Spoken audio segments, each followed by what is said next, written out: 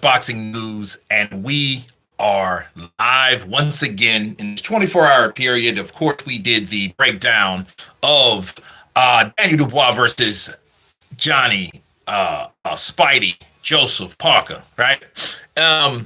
Now we have Diego Pacheco versus Steve Nelson, which is a much anticipated fight. If you ask me, the undercard has been very good. Okay, Harley Menderos versus Arturo Isla was a banger. Okay, it wasn't a banger; it was a massacre. It was a massacre. Ernesto Tito Mercado knocked out Pedraza. Okay, Pedraza was, of course, a good contender at 135, and he met his match with Mr. Ernesto Tito Mercado. Listen, boxing is very unforgiving when you are past your prime. When this father time comes knocking, it is what it is, okay? And that's what happened to Pedraza, because Ernesto Tito Mercado knocked him out. And I mean, it was to a point where he wasn't even taking shots. I mean, he wasn't even throwing punches no more. He was just taking punishment.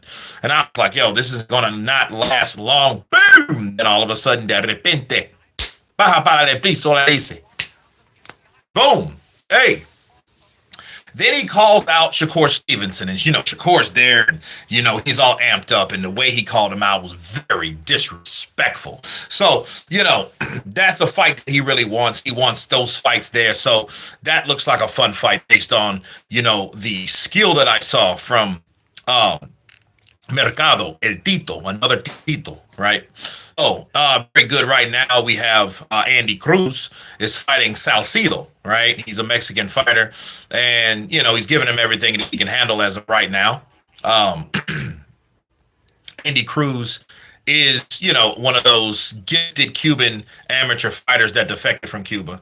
He's been training up in Philadelphia. He's been showing people that, hey, I'm not a boring Cuban boxer, because, Cubans have got that reputation that, hey, they're boring, they're movers, they're runners, they don't like to exchange, those type of things. And really, that's far from the truth, in my opinion.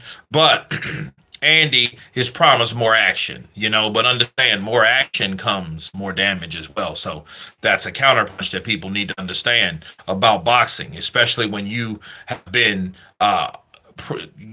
studied and mastered in the art of fighting, hit without being hit, and take risks. Ooh, good left hook by Andy. Good right hand by Andy.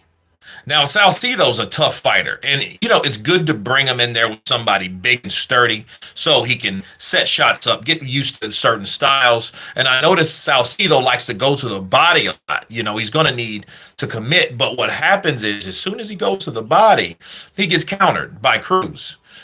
Cruz's defense is on par. His offense is on par. Ooh, good dip and left hook to the body by Andy Cruz. And it makes me wonder if he's getting that from Philly. Because, Philly, you fight with sticks, stones, and bottles in the streets of Philly.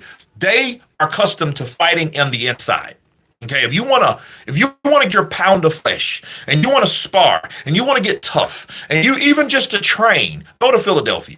Go to Philadelphia and then see what you got. Sign up, sign an NDA. You're going to need that. Sign an NDA and see how tough you really are, because Philly fighters will push you. And I think that's why he wants to get that stigma away from Cuban fighters. Being a Cuban fighter, going to Philly, training in Philly, showing people exactly what it is. Arizona Equipment Repair, absolutely. Great catch and shoot. Andy, catch, pop, pop, clap, clap, clap. And look, he's catching them on the mitts, and right off the block, boom, boom, boom. He's catching them just that quickly. And Diego Pacheco has just entered the building with his son. I believe that's his wife he's holding hands with. He's negative 360. Steve Nelson is positive 270. What that means is the odds are in favor of Diego Pacheco to win.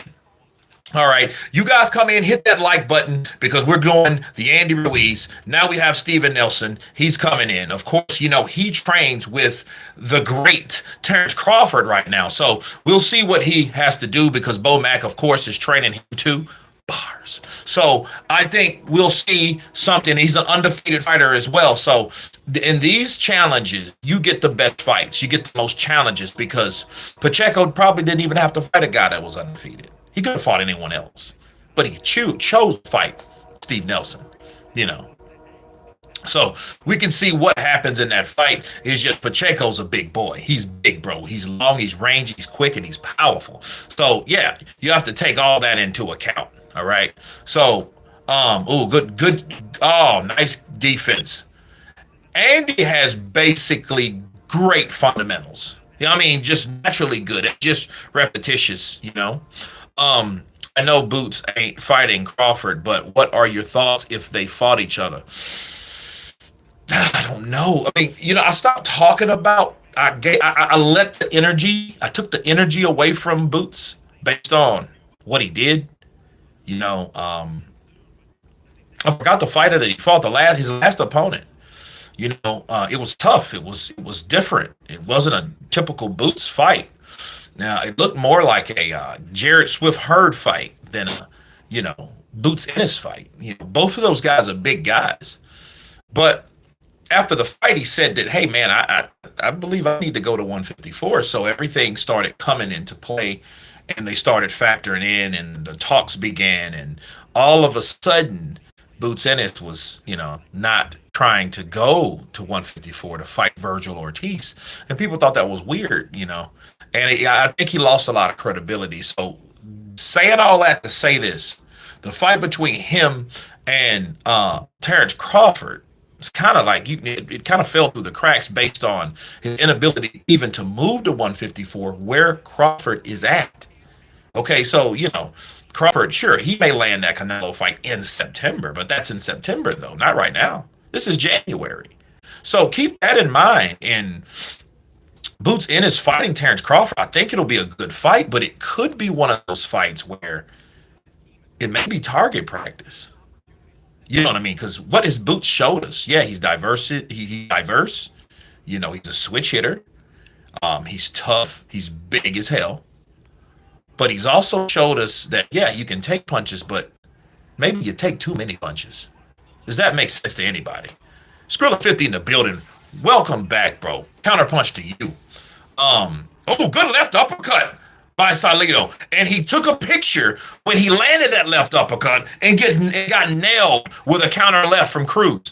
That's what happens when you take pictures with punches. You shouldn't do it. That's why you shouldn't do that. Because, he left. Bow! He caught Andy Ruiz because Andy got too comfortable in there.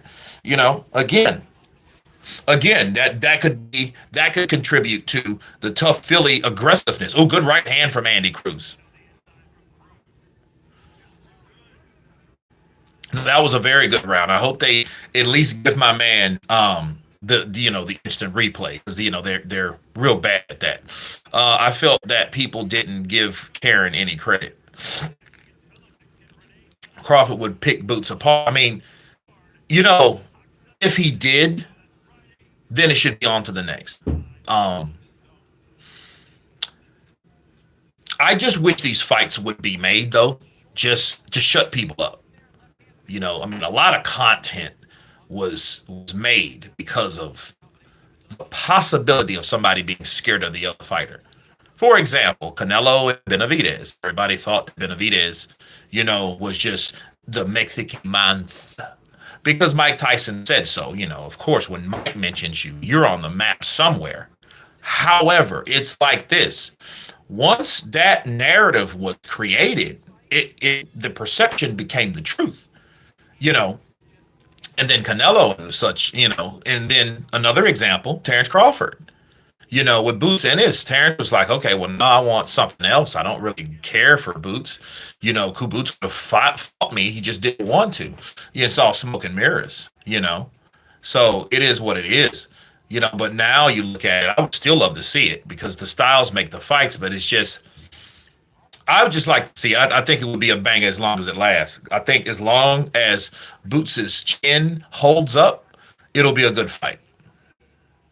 Because I don't see anybody meaner than Terrence Crawford, maybe besides Conor Benn. Because Conor Benn is probably one of the meanest aggressive fighters we have today. As far as like personality and intention and, mentality, right? He's probably one of the meanest. But after that, Crawford's quiet, which makes it worse because you expect a dude like, yeah, boy, what you gonna do? What? And go in there and do what you're gonna do. But then Crawford's quiet most of the time until you make him mad. Then he's ready to take your head off. You know what I mean? I think that's a little bit more um, unsettling. I think it's a little bit more. My name, Benavidez. Bro, did you just fart? No. Oh, good right to the body by Salcido. Good right uppercut from Cruz. Another right. Oh, left hook from Cruz. A right and a left hook. And I like how he turned that right over. He turned it, bow, bow, and caught him with a left. Oh, good left hook. Oh, then Salcido answers back. See, that's that Philly way. Stand in the pocket, seeing what the fighter also has to offer instead of jumping back and making a walk around the block. That's what happens with a lot of Cuban fighters, and it's a cat and mouse game, really, because they want you to follow them so they can predict the distance from you coming, how fast it takes for you to come to them, and then they set shots up, But I like Andy because Andy's staying in the pocket. He's staying in the pocket. Bow, bow, boop, boop, bow, bow. Just catching and shooting. Skrilla, what's up, Jay Roos in the building? My bro there. Counter punch to you, bro. See, good left uppercut. Oh, good left. Counter from Salcido. And one thing I'm going to say, this is round 5 of 10. Salcido got balls. Look, left uppercut. Good left to the body by Salcido. And he only has one loss. Keep that in mind. And people with that only loss, you think it's going to be... look, when someone loses, that's probably second from never losing. Because when you lost that first time, it probably grinds your gears that you lost. Since you lost, you're like, look, that ain't happening again. And this is the type of way he's fighting with the mentality that he has, that it ain't happening no more. So he's starting to bop, bop, bop, putting those shots together. And Cruz is more of the, guy that, they avoid body punches just by stepping back. But now you see, since Cruz has decided to stay in and trade with the catch and shoot, when he's doing so, he's leaving that body there to be hit as a target as well. So that's what you got. Look at this. Jab, right hand to the body, right upstairs from Cruz. Left uppercut, left. Okay, so it's a left uppercut from Cruz. Then he catches a left hook from Salcido, which was a great exchange. Oh, he just missed with that left uppercut, but he landed a good body shot with the left hook, Salcido. So this is a nice little scrap so far. But you can tell from the punches that he's getting hit with. He got abrasions here, here, here, here, and here. He's getting them all over the place. Okay, bare knuckle brawl and check in South Philly. Kev Farach in the building. OG1 Kenobi. What's up, brother? Counterpunch to you. Do they allow people with Tourette's into a bingo hall? I don't think so. I don't even think. I don't know. I'm not even going there. Oh,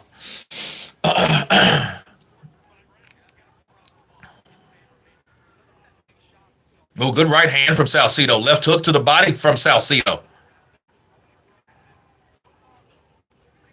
Oh, they trade left hooks. And hey, they say, the quote, don't hook with a hooker. And maybe Salcido may be a hooker. Good right uppercut from Salcido upstairs. He eats a left hook. He lands a left hook and he eats 2 punches from Andy Ruiz, a 1 and a 2. Jab to the body. He goes to the body, gets countered upstairs from Ruiz. Now Ruiz, if you notice, he's starting to drop those hands, which is a perfect setup for a left hook upstairs. Because what happened, Salcido started going to the body, and he felt that shit. He felt it. Oh yeah, he felt that. That's why you know that hand's coming down. Because he doesn't like to get caught to that side. All this stuff is your liver and that big kidney. You don't want to get hit with any of those. Everybody talks about your liver, the liver shot. But you have to understand, you have your gallbladder here, then you have your liver here, then you have your kidney here. Okay, so all of those punches, all of those organs can be damaged. Okay? In other words, if you get hit in one of those areas, see, like Garcia, I was about to say Oscar Garcia, Oscar De La Hoya's son, Ryan Garcia. He got hit in the gallbladder, not the liver. It was the gallbladder. Gallbladder's right here, and it's very sensitive. Take too many BCs, take too many BCs, and you'll see. You'll see. Kurt, you got in the Ryan and Rolly fight. Who you got? I don't know, man. I think Ryan should catch him because if Rolly gets to land in good shots, he'll get caught eventually because Ryan is always looking for the counter. You know what I mean? Because we've seen it happen before, you know. But I can see how Rolly can give Ryan issues, because I've seen those sparring sessions. Good jab by Andy. Now Andy's using the ring. He's using his legs, you know.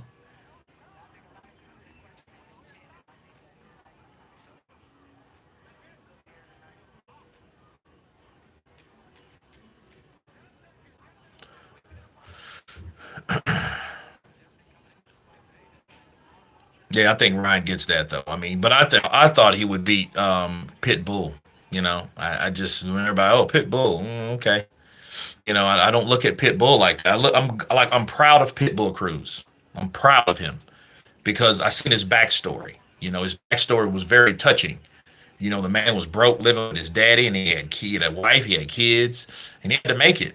He had to find somewhere to make it, and so his testimony was very, very impactful to me. And I'm glad he's doing good. And he put some whooping on quite a few people, like Rolly Romero, like Yoriokas Gamboa. He's gave somebody some chill veal. It's on the zone, bro.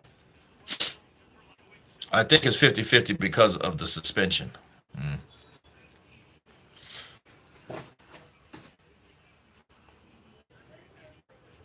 Oh, good counter jab by Salcido.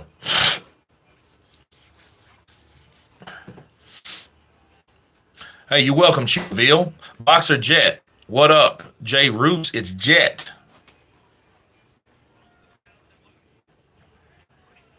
Okay, Salcido's going wide, which is not a good idea. Now, he lands a good straight right. Maybe those wide punches are just to decoy him for throwing straight punches that he actually wants to land. I just squatted over Amira. Okay. Don't get weird on me, man. That has nothing to do with boxing.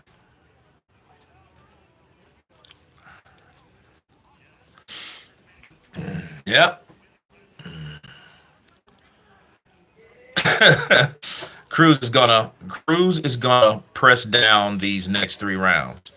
I mean, he should, because what's happening is I'm seeing Salcido, give him a go. Chill Veal coming in with that love. Appreciate the super chat, brother. Much love. Bars. And hit the like. Thank you, brother. Everybody get like Chill Veal and donate 20 dólares, pounds, lo que sea. Show the love. Appreciate you, Chill Veal, once again. Don't start talking stupid. I know, right? I know, right? Hey man, been watching your channel for a few years now. What do you think of Fish Eyes, Frank Warren, Delusion as promoter? Eddie Hearn is the best. Love from the UK. Triple X. Luke Watson. I think everybody gets it, man. I mean, everyone gets their highs and their lows, including Frank. He's on high. And Eddie Hearn is not. Eddie was for a long time. Bob was for a long time. Don was for a long time. Al Heyman was for a long time. You know what I mean? They were up on the top, because like in the welterweight division, look, the PBC ran that shit. That's why Terrence Crawford had the blues for many years, because Al Heyman had damn near every fighter it was. He damn near had every fighter there was at welterweight. So he had it sold up, So Luke Watson, I don't know about the best, and Frank. I think Frank has a champion, Danny Dubois. I'm glad that he didn't do what Bob Arum did with Andy Ruiz. Think about what I'm saying for a second, okay?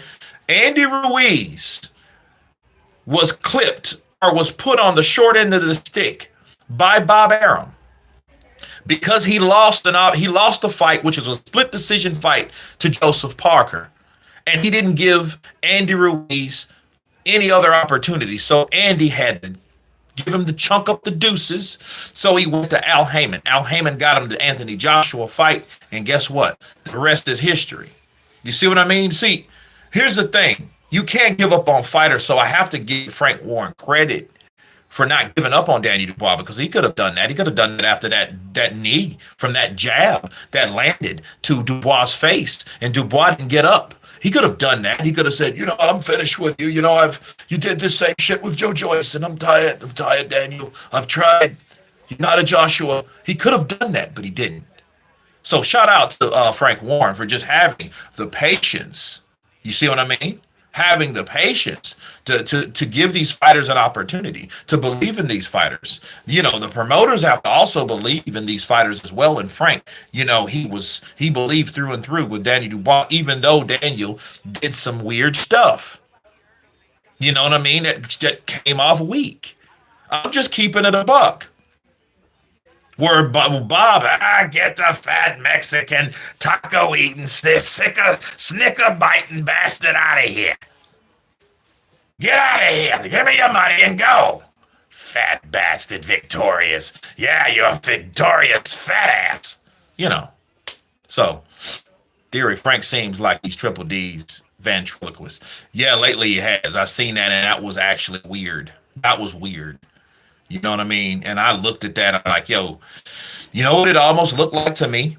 Okay, this is round of 8 or 9. Oh, good body punch from Salcido. It looked like to me that Frank was to Dubois like Shelly Finkel was to Deontay. And see, Deontay doesn't have any problems talking. That's why I look more awkward with him, because Deontay Wilder is a guy that liked to talk. He did believe in himself. He did speak it, and he did believe it. And for the most part, he did receive it. But then it was like, Shelly, let me answer this, Deontay. The money here is no good. We want to split. We don't give a damn what Eddie has. And Wilder looking at him like, so it is what it is, man. So, I think they all have their day. Ooh, good 1, 2, 3 punch combination from Cruz. Ooh, good body punch from Cruz. Cruz needs to work the body of Salcido because he's not expecting it. He's just throwing for headshots now. And, good left hook to the body. Right when I said it, bow! Good left hook lands for Andy Cruz. Scott McQuillan to this day. Good jab by Cruz. Good left uppercut.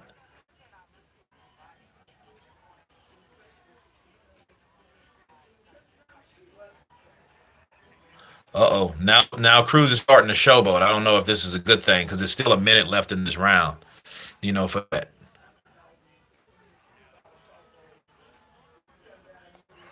Somebody got caught to the body. No, yeah, well.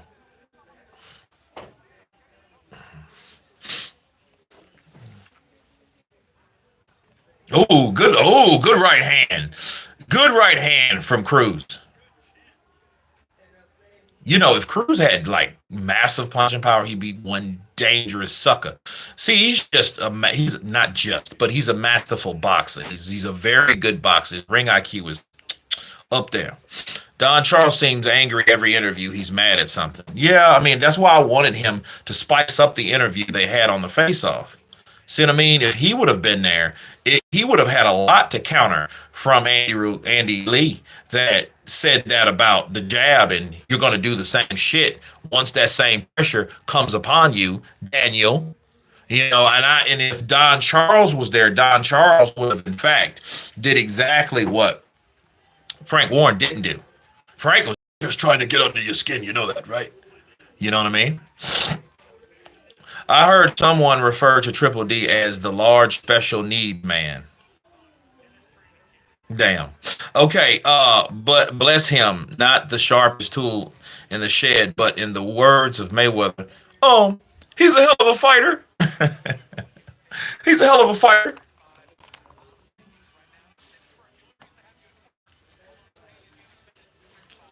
Don Charles reminds me of a woman that's on her cycle with how emotional he is. Don't you see? He cheated. He cheated, my fighter. He cheated. That is illegal. That is criminal. I say, man, what's wrong with you? Yeah, he does give you those kind of vibes, don't you? Like, what's wrong with you, guy? Randy Moss or Jerry Rice? Jerry Rice, duh. Um, but no, he's very, very intense, hmm emotional. Better word, right? He said wrong. Yeah, Andy Lee took it to Daniel. What was going through your head when Usyk hit you with that jab? Yeah, he just asked the question.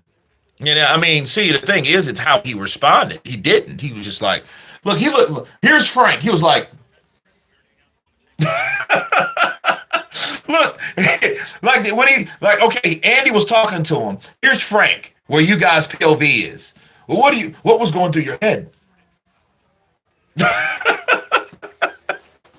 I'm like, dude, he's over there. He's talking to you, not me. And if I was Frank, I'm like, tell him, buddy, tell him. You bastard. I bet you Frank be at home talking about Daniel. He's just slow. I don't know. Maybe he's punchy. Is he punchy? He punchy, isn't it? Is he punchy? Inside Triple D's head, there's tumbleweeds. Okay, yeah, dude. I had woke up at like 8:52. You know, couldn't get a good groove. You know, not proud of live stream this morning. I was tired, you know, and then the weather changed again. So, yeah, Whitey Crackerson, you counterpunch to you.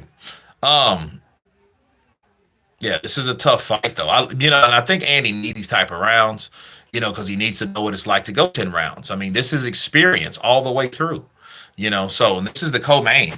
So there's nothing else after this but the main event. Okay. Caroline Dubois was blessed with all of the personality. Yeah, I like Caroline Dubois. If she was older, I'd be trying to holler at her. She's a cute little thing, man. And she's I'm gonna tell you, she's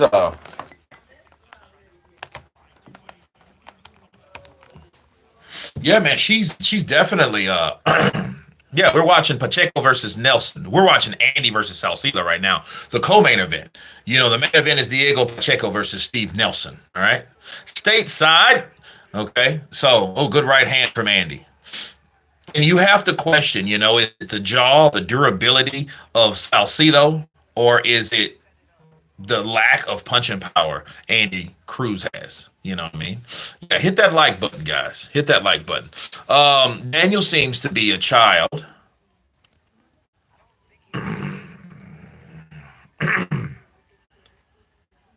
Let's see. Daniel seems to be a child, like to be intimidated, like his mind drifts. He does. Yeah, it kind of does. But keep in mind, I think Daniel has the Michael Jackson syndrome. Think about it. I think, you know, just not as bad. But think about Daniel. Daniel was swooped up by his dad as a sacrificial lamb to train. Maybe Daniel wanted to be a garbage man. I don't know what Daniel wanted to be, but whatever he wanted to be, he's not, because his daddy told him what he's going to be. He grabbed Daniel and a couple other brothers and took their ass to the gym at an early age. Therefore, he probably didn't have time to develop and grow and learn and live the life of a child. That's why you see him. You know, you see him. He's like he is. He does give you childish characteristics. No cap. I'm not talking about him. I'm just understanding and observing that maybe Daniel, you know, maybe he didn't get a chance to grow up. It's like Michael Jackson. That's why his ass is at 30 years old. Don't you climb trees? You know, MJ syndrome. You know what I'm saying? It's just because Mike was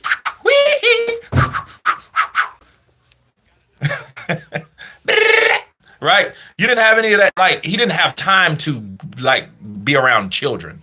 You know. Light skinned Mike Jackson or dark skinned Mike Jackson. I don't know. I don't know, dude. I think Mike just fused into a person that was always, you know what I'm saying? He was always talented. It didn't matter if he had an afro or a wave nouveau or a wig. It didn't matter what the hell he looked like. He was still, you know, gifted, talented. You know, I mean, he lived, breathed, damn near worshipped boxing. I mean, boxing, music. So yeah, and I think Daniel Dubois, like I think when he goes to Brazil and he's able to enjoy himself and he has girls, girls, girls, girls, right? So I mean, you could tell that smile comes from a place where it's not on the reg. It's not on the reg. You know what I mean? He should have hung out with AJ. AJ should have brought him. Hey, come, Daniel, come over here, to my girl. Yeah. You fancy her, yeah? Yeah. Hey, this is Cindy. Cindy, Daniel, won't you come to Daniel? Daniel, won't you talk over here to him? I'm gonna talk to you guys. You'll go in the boom boom room. You know the boom boom room. The boom boom room. Go in the boom boom room, Danny. Danny hits hard too. Let's see how hard he hits her. Right? So yeah, like I think that's what he needed, someone that was probably there besides his daddy. You know what I mean? Because I think his dad just cared about him boxing. Damn your life. We're going to learn how to fight because we're going to learn how to become a champion. And guess what? His dad has achieved his goal.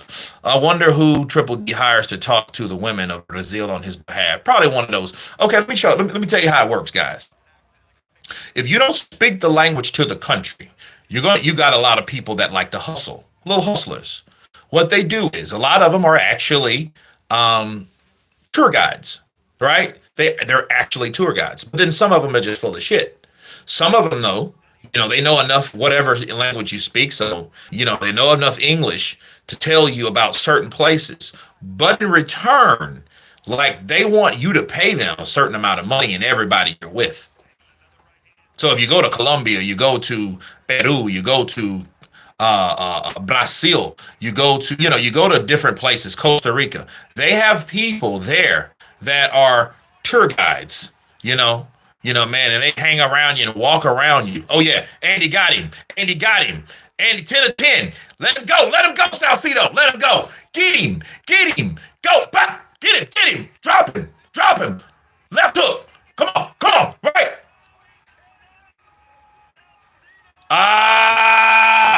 He was saved by the bell, that bloody cunt. He was saved by the bell. That was a good one. Now, the combinations, I think, and that just shows you, and see, that's the thing. Andy Cruz, he has power, but I think, he's an accumulation guy. I think the same for Shakur. Shakur just needs to put more punches together if he wants that results of KOs or TKOs. You don't have to be a massive one punch knockout puncher. You can put those shots together. Instead of that, 100% KO, 100% KO. How about 25, 35, 25, 35, 25, 35, 25, like an RPG game. How about that? Weed is legal here, and I'm going to smoke some. Where are you at, Whitey? You're in Cali?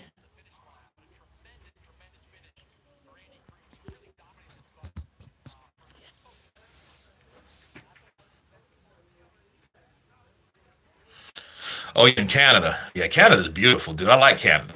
I really like Canada. Like, I do like Canada, bro. I mean, I have never had a bad experience in Canada.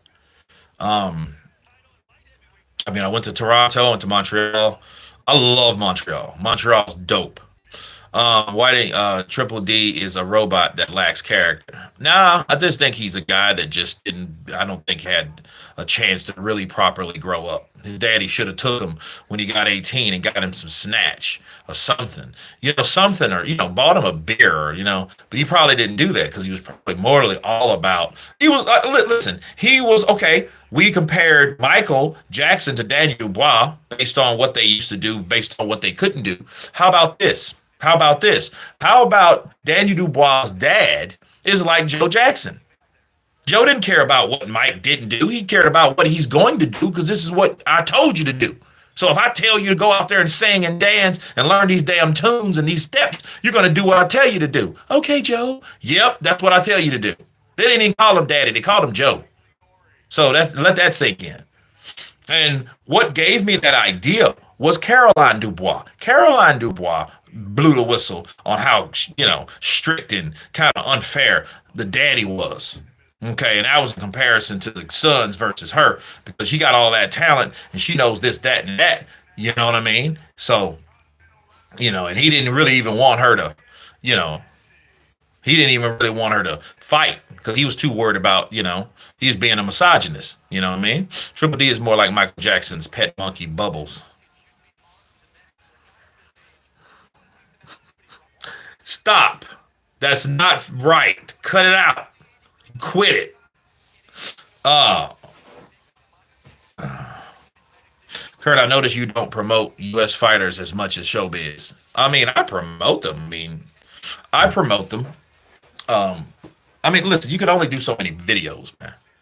And it is a such thing you get burnt out. Like last few days I've been burnt out. So I've only did like maybe in the last 2 or 3 days I did like 6 videos. And you know damn well that should be like 12. But the thing is, it's like I don't like saying the same stuff over and over and over again. You know what I mean? Because I think that's what happens. You start hearing people regurgitate the same stuff. Us, the fans, get tired of that. And me being a fan, but also being a commentator and the boxing and the lover of the sport gets tired of it. So I don't want to keep talking that shit all the time. I don't want to keep saying the same stuff. I want to give you something new and fresh, right? And current. But see, mostly what's current is the same stuff. Dillian White wants AJ. Oh my God. What? Oh, yeah. Oh, wow.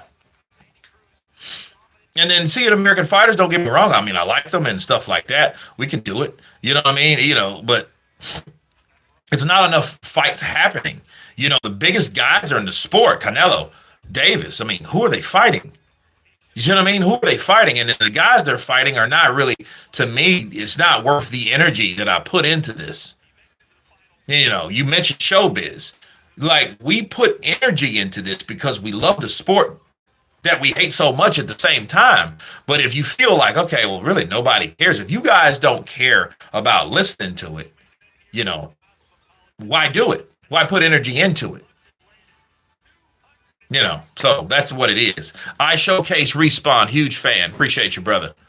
Quad Life in the building. Look at this. 203 landed for Cruz. 62 landed for Salcido. Thrown 610, 33 percentage versus thrown 473 for Salcido and 13%. So it's 33% to 13%. Okay. And landed over 100 and some odd more punches. Crazy. Now we have Diego Pacheco versus Steven Nelson. Steven Nelson is undefeated. Diego Pacheco is undefeated. So we have an undefeated showdown, people. That's what we have. Davis is fighting blown up horse jockeys and undersized DPW workers. Yeah. And see, you guys heard me talk about that again. And listen, I'm pretty sure if I run into Floyd, you that counterpunch boxing news, dude. Hey, security, get him. We need to talk. And big old security dudes come up there and titties all up in your face. You know what I mean? Like they did Conor McGregor or Showbiz. They did Showbiz like that. So, like he pays attention to these things.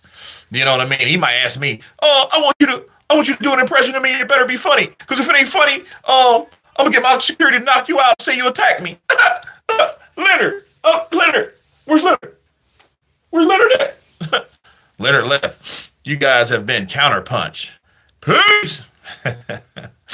What's your prediction on this fight? I think it's going to be a tough fight. I think Pacheco's momentum's there, but I think what happens, this tests Bomac's ability to train and to follow a game plan, and then vice versa. How well can Steve because this here is a step up for him. So it's his time to also shine. Well, it's Pacheco to keep on the grind all the time. Bars. Kurt, I can see that Cannon Briggs watches the channel. Yeah, he posted it a few weeks ago. Let's go, champ. I like that, champ. Let's go, champ. Counterpunch, champ. It's the champ. Yeah, man, I'll get him. I want him to do an intro. I want to get an interview with him to see what he's going to do. He's looking decent. Listen, I have never seen someone like Shannon the Cannon promote himself in the way that he's promoted himself after his prime. It just shows you how powerful the mouthpiece is, the energy is, the promotional ability you have. It just shows you what that means to people. People pay attention to that shit. If you're boring, dull, okay, think about this. Lennox Lewis, if Lennox Lewis had a personality, how much more likable would he be? You see what I mean? And Lennox is beating out damn near all of them. Holyfield, Tyson, Briggs, Galata, a lot of other people, right? But his fight, his inside, his abilities, his talent didn't match the, you know, his attitude, his character, his personality. It didn't match. His ability was way up here because, bro, man, Lennox would show you the truth. But I mean, then when he whoops you, he'll say something corny. I told you if he wants to test, I'll put him to rest.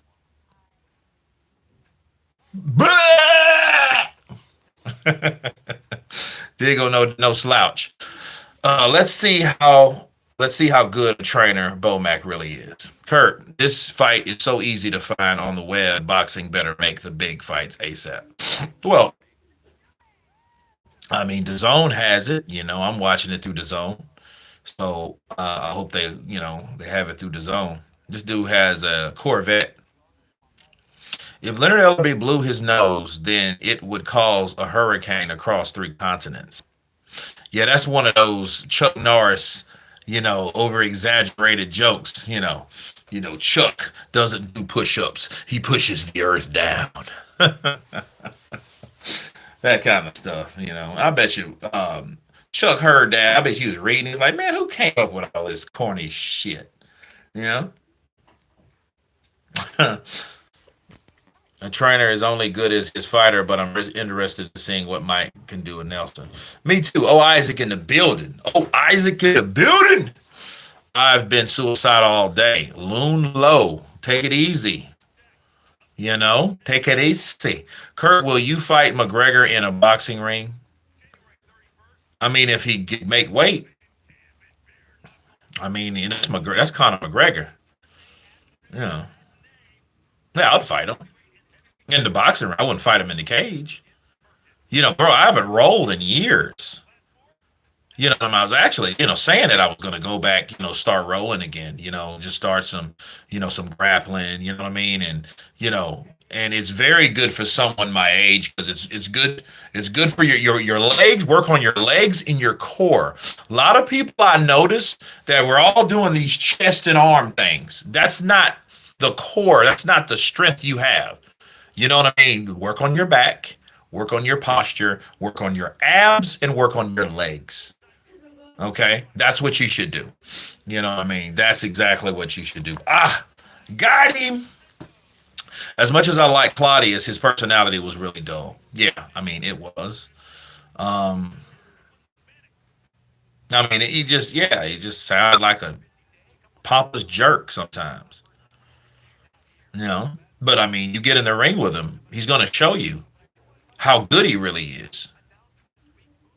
You know, I wouldn't fight Lennox Lewis right now. That man is 60 years. He's what, about 60. I wouldn't fight Lennox Lewis now. That big ass dude will not go. He will not. No, absolutely not. He ain't gonna make me look bad. Knock me, I'll lose all my subscribers. I'll get about 200,000 fighting them. But then as soon as I get knocked out, they're all gonna go back down. I might go down to 40. CC Motion 1998. What's up, man? CC Motion 1998. Where have you been? Counterpunch.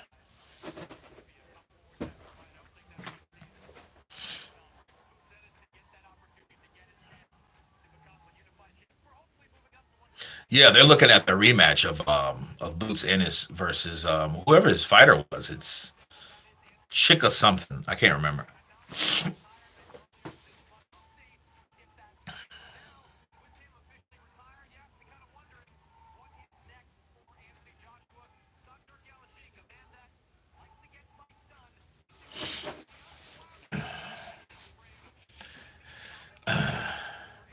Karen for shorts. Karen versus Boots rematch. Mm. Karen, that holds a totally different name now.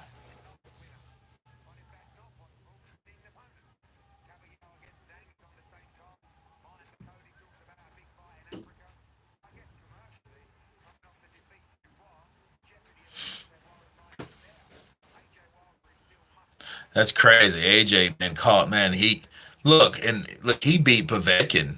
Povetkin and Vladimir were very good wins.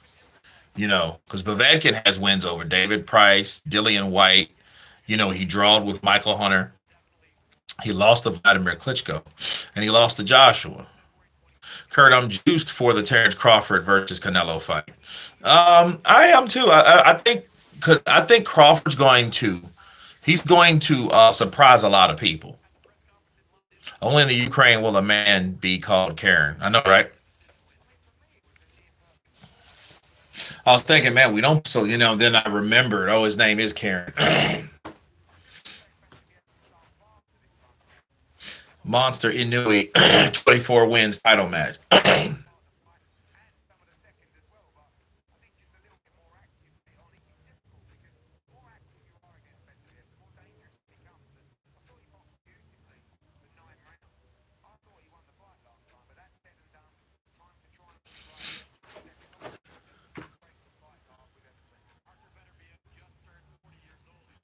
And see, Bivol has to be careful coming in with those shots, though, because what happens, Bivol will time you with one of those shots, and that's dangerous.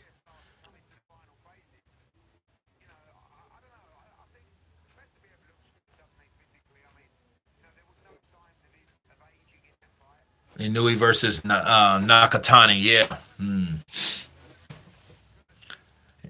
The only people that will be surprised by Crawford will be the casual boxing fans. Yeah, because people are thinking about that Belonga punch, what Canelo called Belonga, and they think, oh, Belonga's so big. Listen, Belonga is a big. He's big boned, bro. Size, I don't think. I think people are putting too much into it, like they've always done. They said the same shit about Usyk and Tyson, didn't they not? They said the same shit about Errol Spence and Terrence Crawford. They said no, Errol Spence, he's not going to be able to take the punches. Okay, moving up that much in weight, fighting someone like Errol Spence. Errol Spence is going to break him down, and all the shit that Terrence Crawford thinks he knows is not going to work. They said the same thing about Alexander Usyk. Okay, going back, to talk about that again. They said the same thing about Usyk. Usyk is just too small. They said the same thing about it. Oh, Isaac, but Kurt, do you believe Crawford can take a Canelo punch? I think it's not about taking punches. I think the thing is, can he um, can he handle the punches? I don't think he wants to take anything, but can he handle a shot? I believe he could. I don't think he'll give up like it could be a punch. It could be a fight like Zili Zhang versus Joseph Parker. That was a huge weight difference. Zili Zhang was 300 pounds. How much was Joseph Parker? What, 245? Even if it was 250, he's almost 300 pounds. That's over 40 pounds. Curtis, the Crawford versus Canelo fight official Hearn wants 100 million at least. I mean, he says it's easy money, but why would you want so much money? I guess you can get whatever thing that you can get. So I think he's trying to see what Turkey is going to be cool with. You know, Crawford is a human honey badger. He is a human honey badger. I like that. And I called Mikey Garcia that against Errol Spence. But what we should have been realizing is Terrence Crawford is exactly that. I remember that Mean Machine fight. I remember when Mean Machine was digging in Crawford's ass. No diddy. I remember that fight. I remember when he got the best of Crawford and dropped Crawford, and Crawford got up and said, I wouldn't drop. Yeah, you were. You and Floyd Mayweather said you were both, well, claimed that you weren't, but you both were. Both great fighters. Don't get me wrong. But no, he could definitely handle him easy. We got to see that, man. You know what I mean? We have to see what type of punching power that Crawford has. Can Crawford deal with that? We've seen him spar bigger dudes like Andre Ward. People act like that is just going to be something that makes no sense being in the ring together. Canelo's not a heavyweight. He's not a light heavyweight. He's a super middleweight. Okay, we have to understand that he's not a cruiserweight. He's not someone that catches you, man. All it takes is one punch, man. You know, because all we were looking at the Belonga fight, and I think we're thinking about fights like Khan and Canelo when Canelo did knock out Khan. But we also remember what is the truth about Amir Khan. Amir Khan has no chin. You hit him right, it's like uppercutting Dillian White. Bars. He has no chin. Kurt, I did to send you $5. There's a little dollar sign down there, man. Hit that little dollar sign and it'll, you can put in your info. Please and thank you. Sarah Saad, how old are you? 45. Like the cannon of the hand. The hand cannon. 45. Khan's chin is made out of styrofoam. Yeah. He can't take a shot. That's all it takes. Boom! He does the same thing. When he gets hit, he crumbles. He just crumbles and balls up like, almost like like an insect cocooning. That's what he looks like when he gets hit. You know?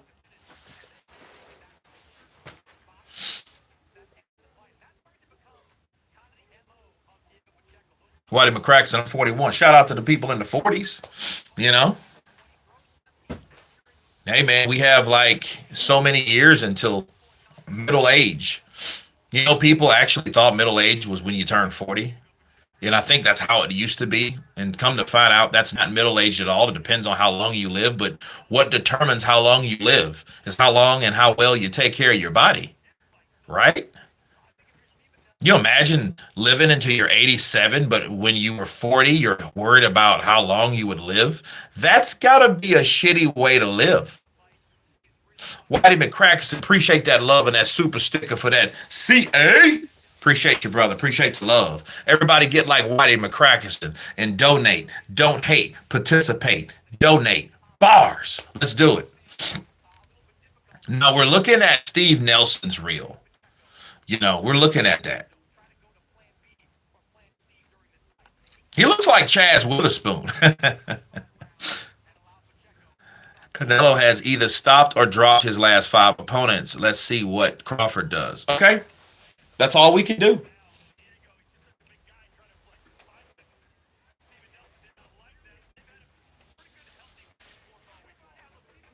So, appreciate the love, Whitey McCracken. Appreciate the love. I see the height difference. There is a height difference, You know what I love to see, though? And I have nothing against this guy. Nothing against Sebastian Fundora. Nothing. But what I did see, and I love to see, was him getting knocked out. I was in Oklahoma at the time. Or was I?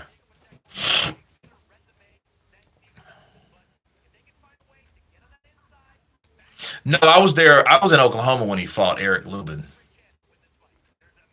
I don't know. It just looked so satisfying to me because, it was like a person that was going to be a problem based on his physicality, based on his genes, based on the fact that you're the height of damn Anthony Joshua, but you're 150 pounds. So, yeah, it's a problem because people are having problems. You swinging and not even making it because they're too short. Like, that ain't even fair to them. Like, don't put me in there with somebody real short just because he can make it weight. I'm sure Peter Dinklage is 150 pounds. You know what I'm saying? That's Tyrion Lannister, by the way. What's the best fights you've watched live? Man, we've had some fights, man. I'm really enjoying From the Fumes of Jaya Pataya versus Nika. That was a good fight, bro, and it was a good time. And it was I think it was on a Saturday morning. Fundora looked like a giraffe being hit with a tranquilizer dart when he got KO'd. He did, and down he went. No, don't get me wrong. I like him as a person. I think he has a good personality. I think his sister has a good personality. You know what I mean? Just to be fair.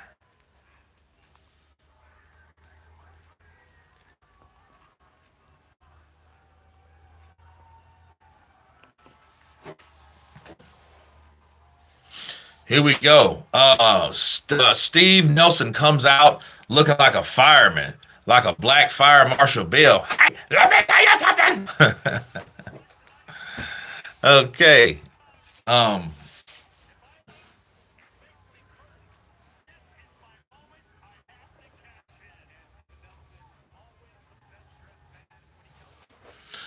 Last bout August 3rd, 2024 against Marcos Vasquez Rodriguez, KO 5.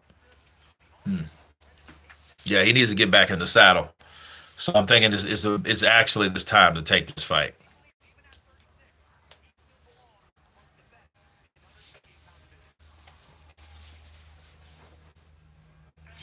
Okay, so they're about to call Diego Pacheco out.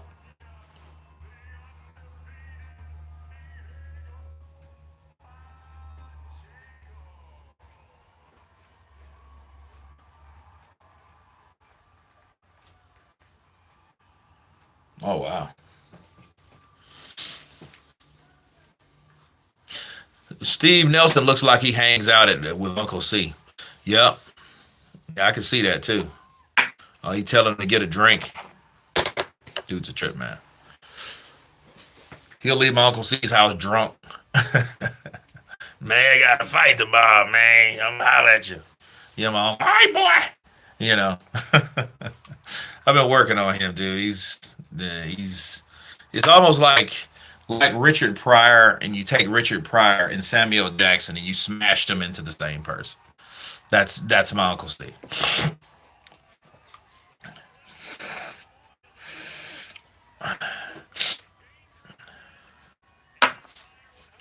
Hey, you guys heard of this boom boom boom boom?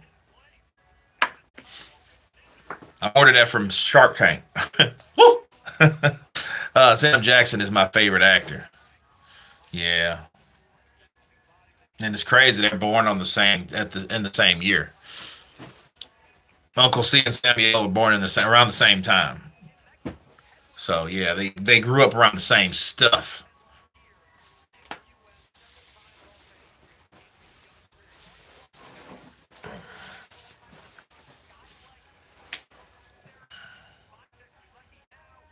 Okay, Pacheco is in the ring. This is the main event. Last fight, also in August, he defeated Markai Sulecki KO in the sixth round. Right. So hey, they're both in the ring. Let's see what they can do. Why does the referee looking like Richard Steele? Yeah, he's looking like Richard Steele, man.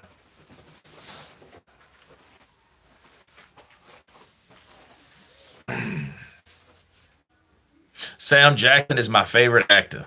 Yeah. You always want to do the things the hard way.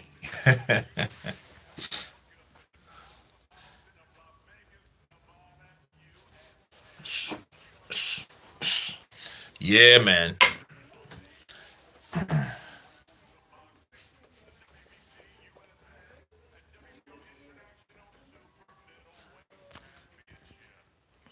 All right, let's see.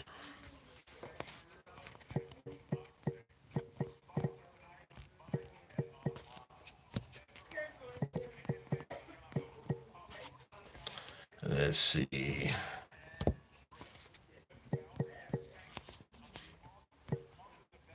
Okay.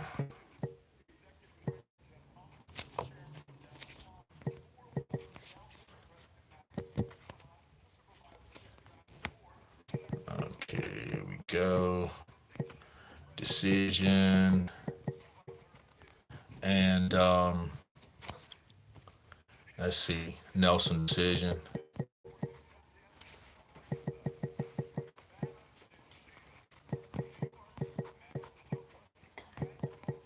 Uh-uh.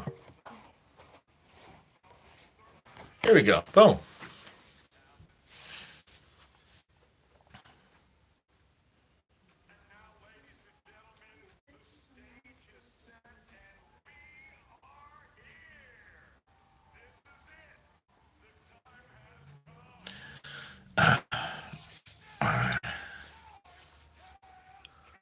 Kurt, who you got? Do a refs review on Harvey Doc.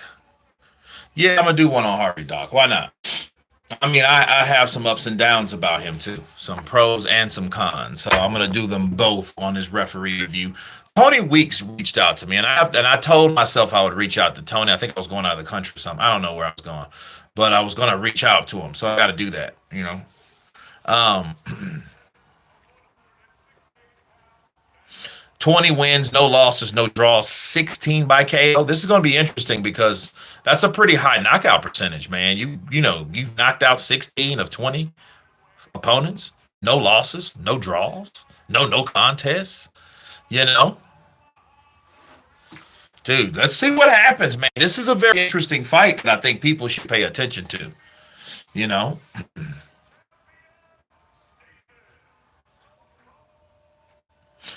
he's so cold.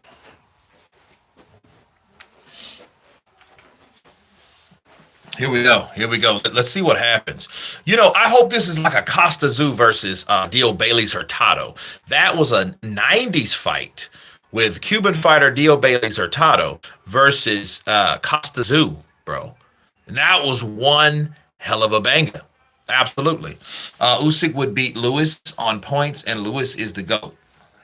If he doesn't get hurt. If he doesn't get hurt. See, Lennox Lewis is very vicious.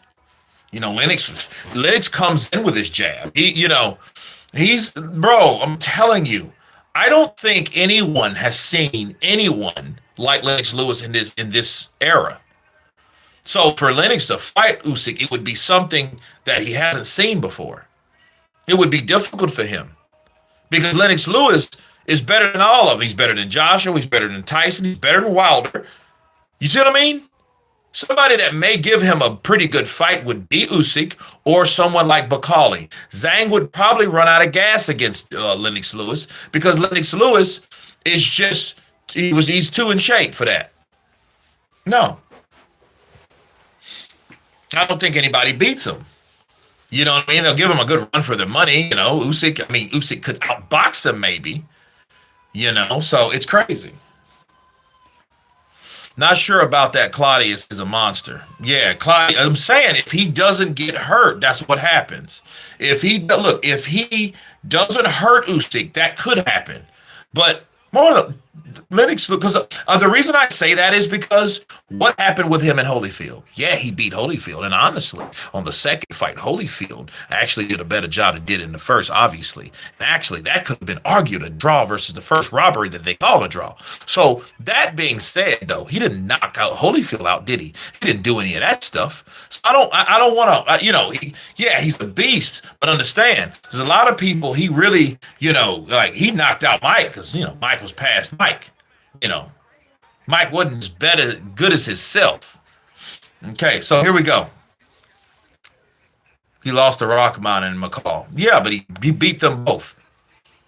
Again.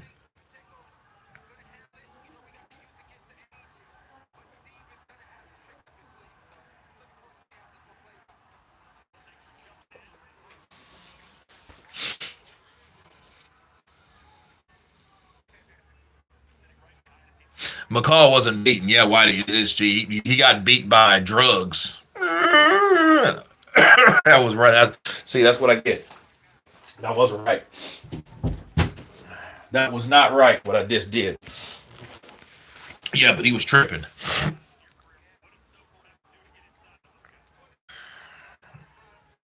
Yeah, but Checo's keeping his distance, which is smart because somebody, like Nelson, he's looking to counter. I mean, drugs, Don King probably threatened him, or I got somebody to threaten him.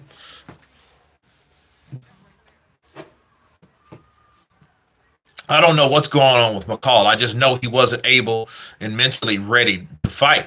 And that might have happened with someone like Ika Barabucci. I think Ika Barabucci was dangerous. He was violent. And I think some people just crumble like McCall. If he had mental health issues, which that could have been mental health, by the way, that's why I didn't want. I'm sorry, for people that got offended or whatever, but because that was no laughing matter. If he had some mental health issues going on, he just uh he approached it in a different way. Whereas Ike, he probably start hearing shit up, and then he starts wanting to spaz out and fight you. I'll kill you. I kill you. Oh, big guy, calm down. Big guy, no. You know, his son died recently too. Ah, that sucks. I'm sorry to hear that.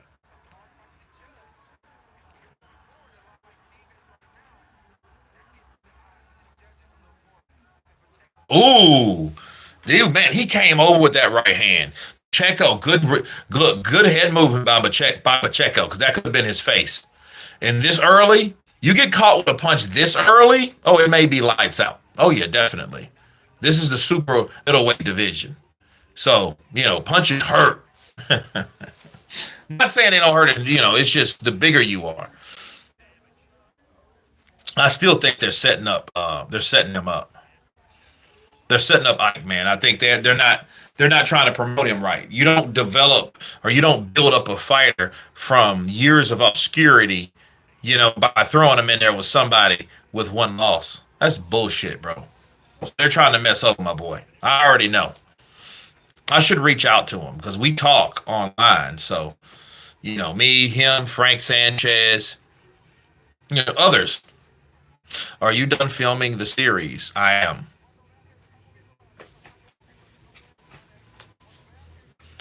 Well, it depends because I'm starting Lioness 3 next month. So, y'all be back in Fort Worth. So, stay tuned for that. Great.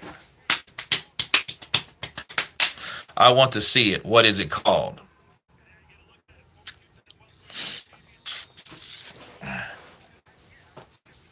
Former two-time welterweight champion Sean Porter. Sean Porter's rubbing elbows with the rest of them, and I'm so proud of Sean. Sean was able, he was able to get in where he fit in.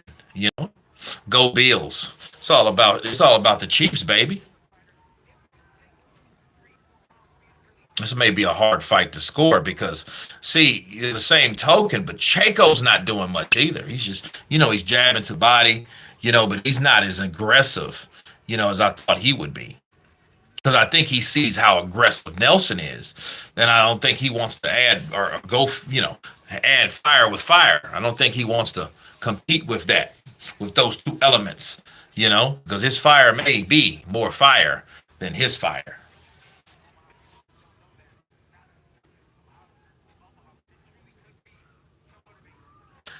Oh, I want to see it. What is it called?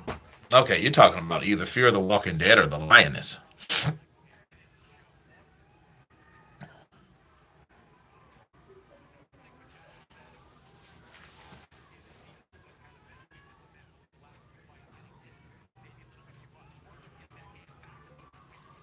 Yeah, Nelson's gonna have to come in and go for broke. Which I like how he's coming in behind, he's coming in behind the jab. He's not just staying out there and getting stuck. He's jabbing with the longer jabber, and that's how you do it. And it may sound stupid, but no, it's not. Because when someone jabs you, you're jabbing back to see where their range is. Also, you're jabbing to see if they counter, and then you could always slip and counter that shot of what they're trying to counter from. The counterer. You know what I mean? Counter the counter punch, right? It happens all the time.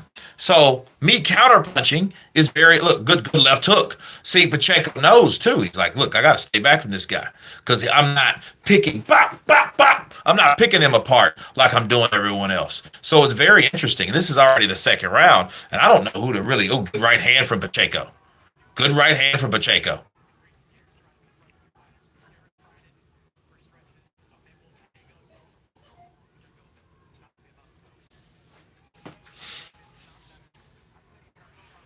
Oh, good body punches. Good body punches from Nelson. That's what you do. You want to work the body, and he went right for the midsection. And look, and that's good. He's just not head hunting.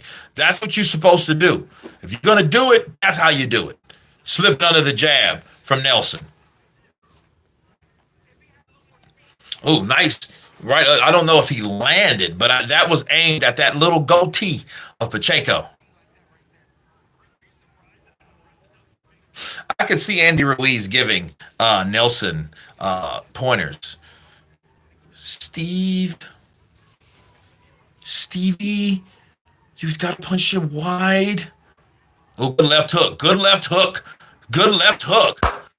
by Nelson. He eats a right hand, but he comes in and lands that left hook, ending the last round of two. I don't know if that's enough to give him the round, but it was definitely a good shot landed. Great. I want to see it. What's it called? Yeah. Let's see here. What do we got? What do we got?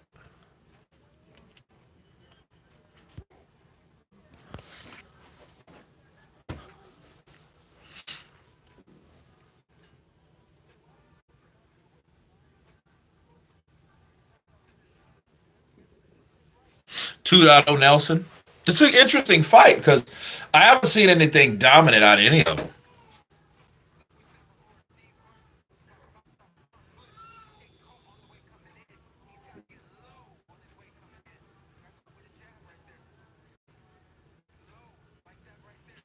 But if you guys notice, that left hook was not anywhere on the reel, and that was the best punch of the round. That's what I don't like, because you can tell that's biased because they want the audience to paint the picture that the guy that's being pushed, which is Pacheco, um, you know they don't want to slow it down to give the other guy what they saw. Hopefully you missed it. Yeah, that's shitty.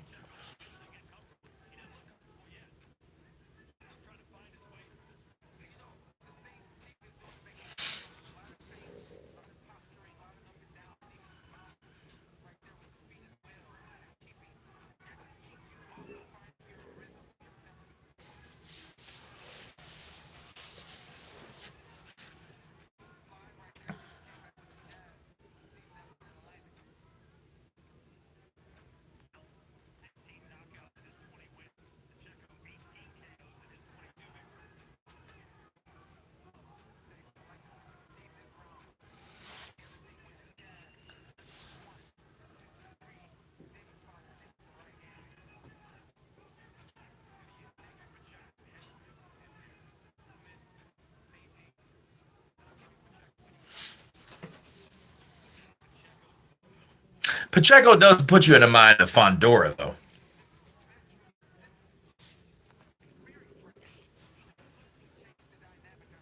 No good jab by Pacheco.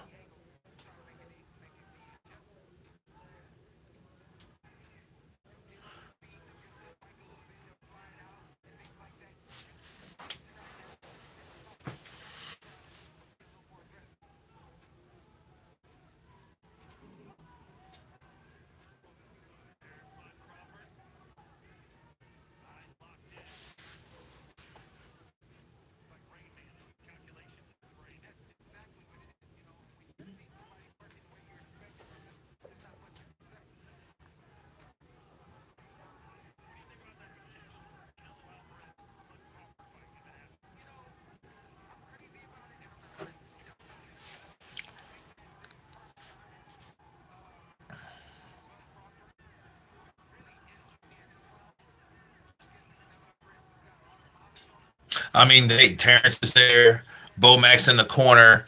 It's a lot of pressure on Steve, I imagine. To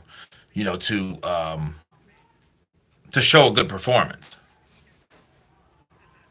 Oh, good left hook. That was kind of a throw. It kind of went lingering behind his head and kind of pulled him in. Oh, good right uppercut from Pacheco.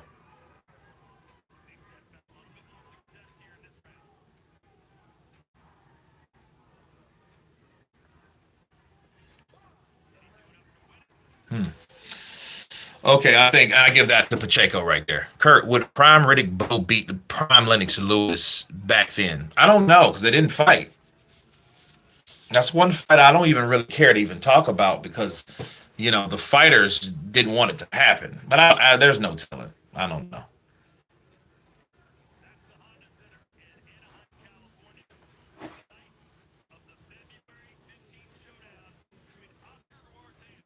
Pacheco is Jason Tatum's stunt double. Hmm.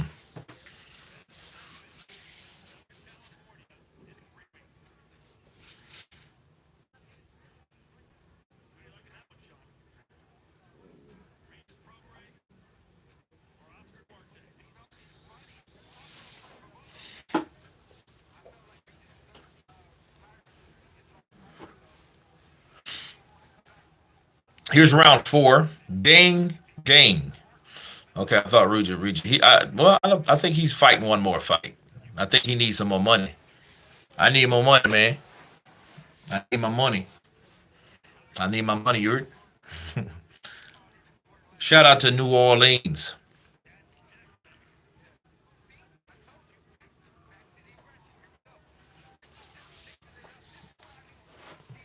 They trade jabs with that.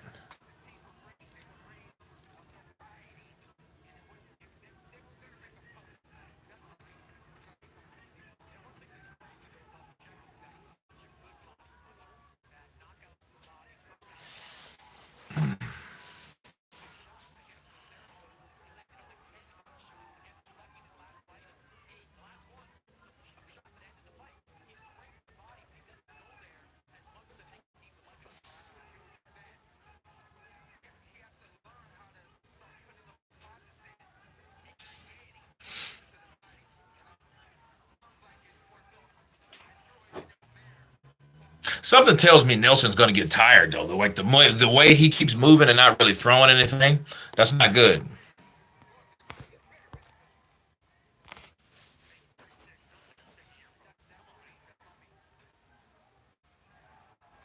Overhand right for Nelson. He needs to throw more like that. He needs to now go.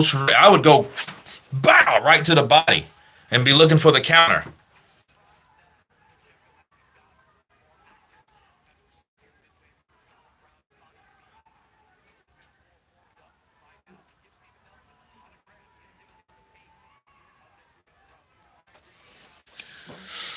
And believe it or not, I don't know. Pacheco looks like he's fighting scared. He's too timid because I think something's bothering him. He just threw a right hand.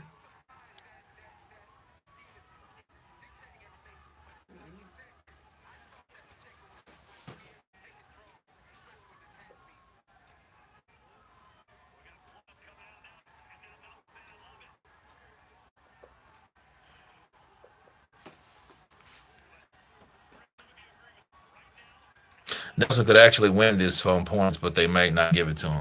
Well, I mean, it's it's not what I thought.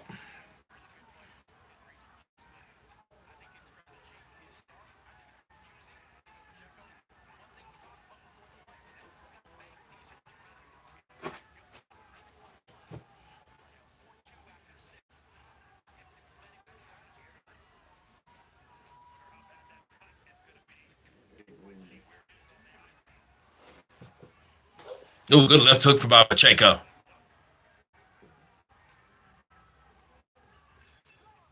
Oh, good body jab from Steve. Yeah, Steve, he like that. See, look, yeah, this is gonna be an interesting fight. Someone either has to go down, someone has to get dropped, or something like that. Uh oh, there's a cut on the left brow of Nelson. Just saying. Nelson is clearly ahead now. I mean, I haven't seen much. So these guys have pretty much done an equal, balanced, aggressive fight.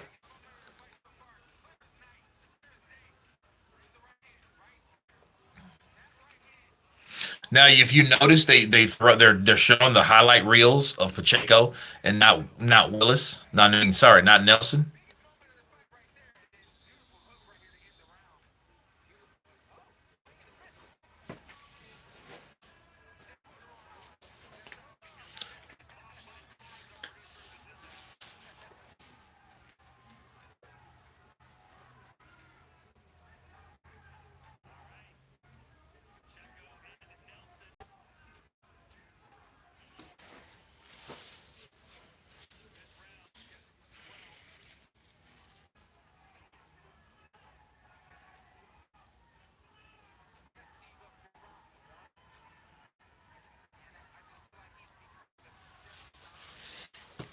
Hmm. This is not what I expected. Yeah, it could, but I don't know if it will. Because see, Pacheco's not landed a lot on that shot for it to just open up, you know?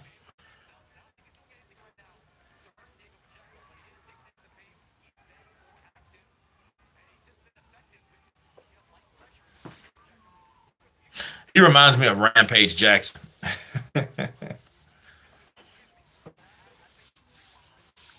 Yeah, dude, it's like, I mean, Let's be real, it's boring. Like, because I mean, Nelson is trying to stay out of range from the jab. Pacheco has the reach advantage, which I get it. But he's not trying to engage to do anything either besides sit outside and throw the damn jab. He may counter on the inside if Nelson gets close, but that's too far few in between, dude. I'm like, dude, what the hell? 3-1 versus Kurt. I know, I'm just sitting here like, come on, bro. Come on. Let's go. Let's go.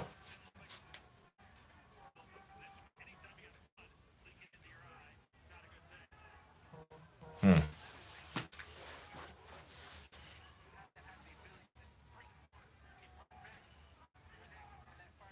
And I'm a lethargic bastard anyway, bro. I'll be at a bro. I could be at a stoplight. I've had this happen. I've been in a stoplight and just go to sleep, foot on the brake and everything. People like, yeah, So yeah, it's yeah. I have a. I think it's a family trait too, bro. They'll be talking, yeah, man. I'm like, yo, yo, this kid got narcolepsy. It's crazy.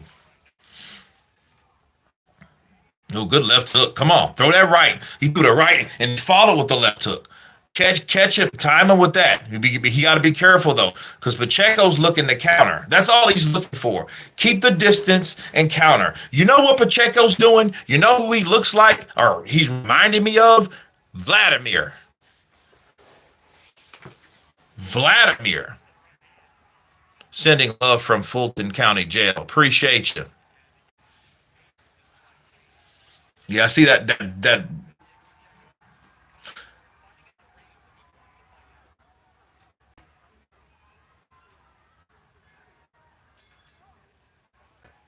Hmm.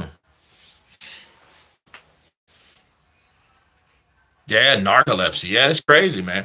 Had a friend of mine, one of my best friends, man, Brett. Shout out to Brett Houston. Brett, bro, used to be servers in this restaurant. And Brett was like, would you like rice with that? Okay. And how would you like your steak? Mm-hmm.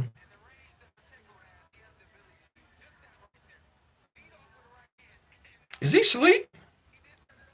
How would you like your steak? Crazy. Ooh, overhand right. Crazy.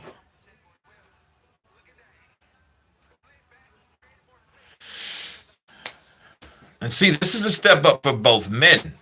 Understand? Paul Warren in the building. Counterpunch for you. Long live the king. Appreciate you, brother.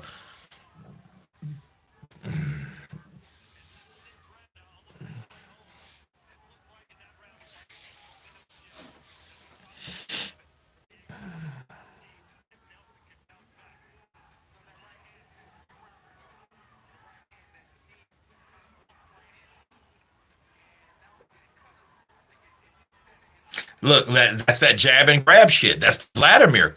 That's the Vladimir Klitschko. That's exactly who Pacheco's fighting like. Now he's getting a little bit more aggressive and he eats a right hand because of it. But he's getting, he's trying to get a more aggressive because he knows he's like, look, I have to make something work. You know. But yeah, that jab and grab is bullshit because what you want to do, you want to you want to make your fighter go where you want them to go by manipulating their neck or their head. That's why a lot of people bend fighters' heads down because they want their head down there. So because they want to put an uppercut to place, but it's stupid because unless you hit and hold, it's not going to work anyway. If you just grab somebody, puts their head down, you still got to punch with those things. So it is what it is. DB, nothing. So no, they're in the middle of the ring, round 6 of 12. Okay. Um,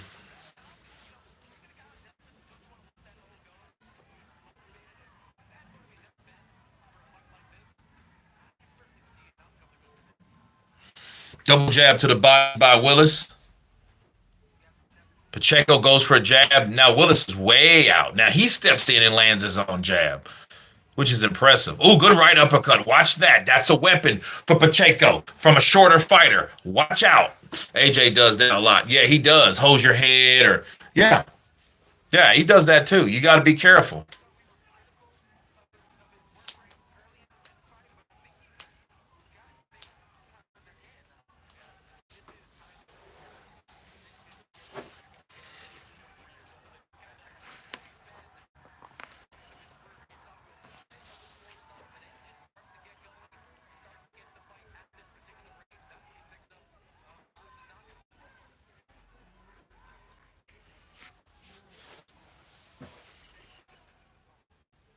Oh, Pacheco's just trying to land that right hand, bro. He's looking for something.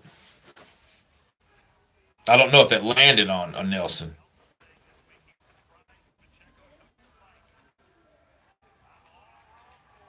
Ah, it was too far away. Good left hook to the body by Pacheco.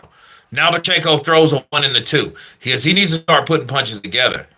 And I guess he figures like, well, hey, this is the best I'm going to get out of him. He's just going to probably go down from here.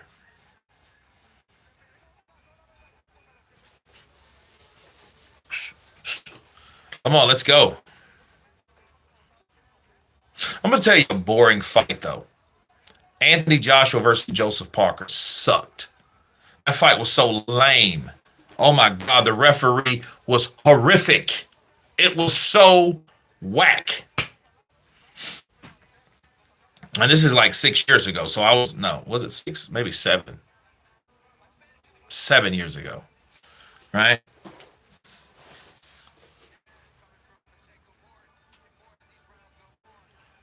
Mm.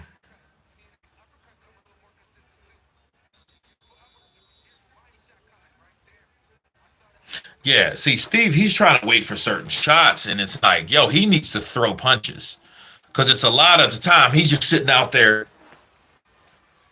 you know, trying to see to stay away. But I don't think that's going to work.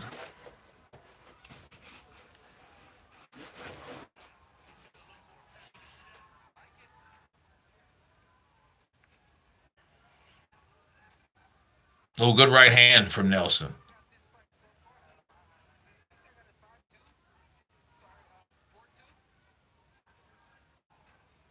Now he holds. There he goes.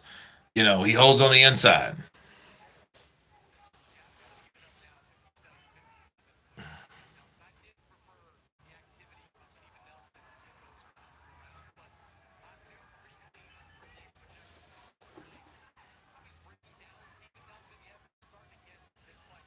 Miller versus Ruiz was pretty good.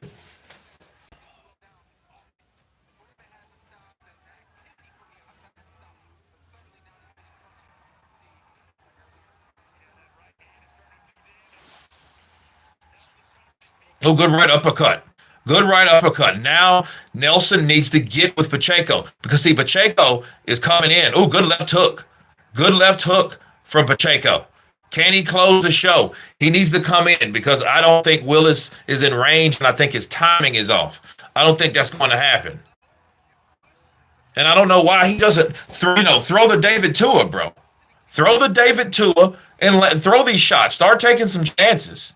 That's what he needs to do. That's what he needs to do. Start taking some chances. Go.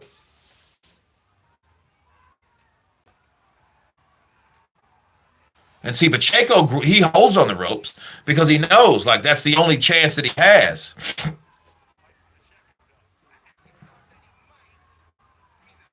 Look, he misses his right and eats a a right uppercut. Oh, that's overhead, yeah. Okay, the ref didn't call it though. Good right uppercut. And see, Pacheco's waiting for him to come inside and boom! Watch this. Watch this, guys. Because it's coming. Left hook. There you go. That's what he should have been doing anyway. Bow! Come up with a rising hammer. Yeah, Pacheco, he throws another. Oh, good right uppercut.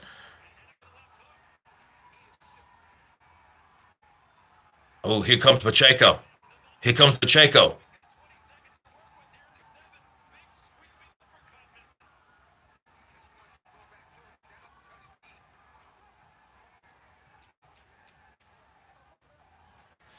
Mm.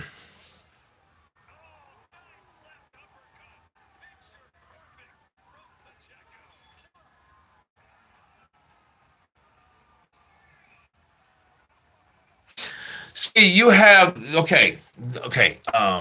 Nelson is a busy, um, unsuccessful fighter. He's just busy. You know what I mean? He's not accurate. He just, yeah, he's a chin, but I mean, none of that matters. He's just giving good work.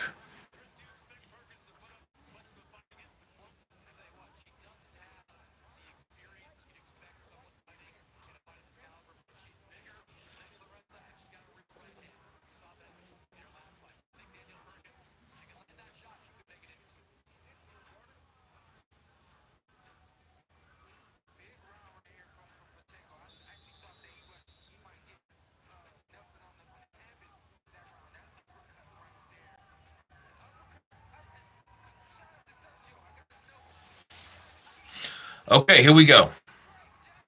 Because I seen none of those, and it got lame. Because all right, I know Pacheco. That was a Pacheco round.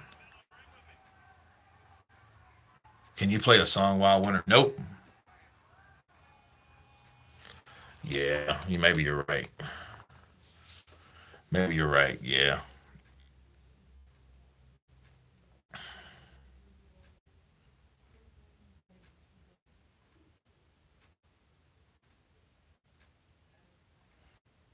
I mean, he's doing the same thing. He needs to make adjustments.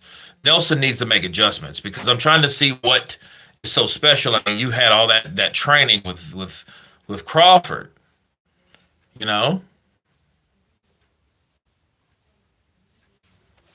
It's 8 of 12. Okay.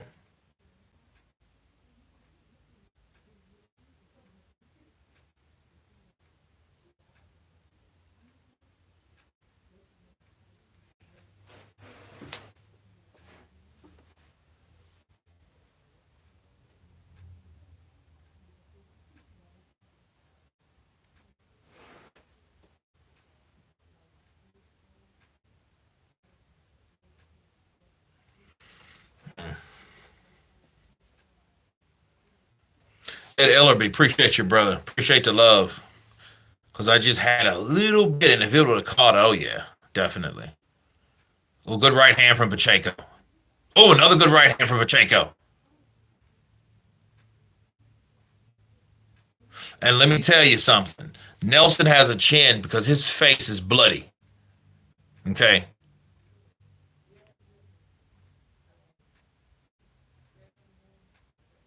Oh, good right. Left hook for Pacheco. Oh, good left hook for Pacheco. If he catches, oh, good right hand, overhand, chop it right hand from Pacheco.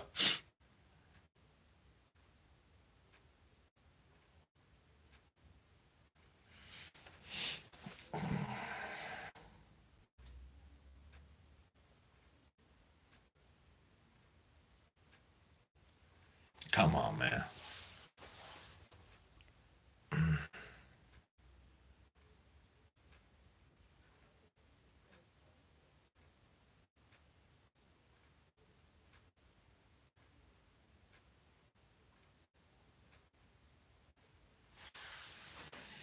Oh, good right hand from Pacheco. And see, I don't understand why he doesn't come in. He has to come under the shots to land body punches. And he was landing them earlier and he abandoned it because he's trying to just headhunt now. Because he may think I may not be able to win. This fight ends in round nine. Oh, Isaac. Okay. Ooh, good right hand as he leaves. I bet you see the highlight reel on that.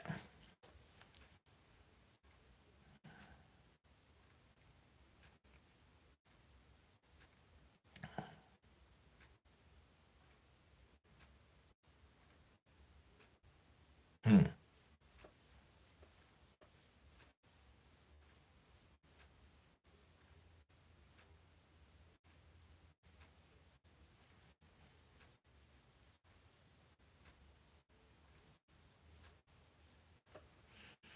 Do you have a parlay, Isaac, with the fight ending in ninth? And I don't know, man. It's just crazy. Let's see where are we at? Pacheco's 55. Nelson by KO is 17. Pacheco by decision is 21, and Nelson is 21.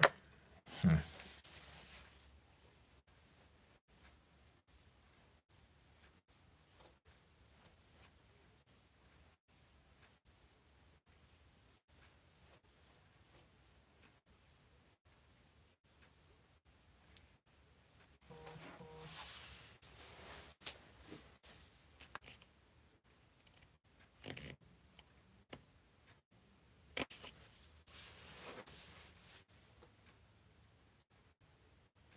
Oh, good hand. Oh, good right hand.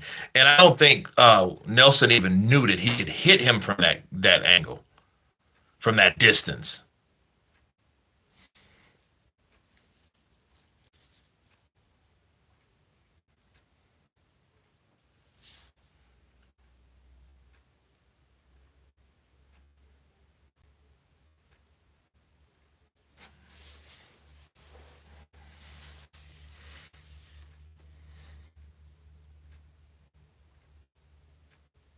This dude threw a left uppercut and missed the whole body of Pacheco.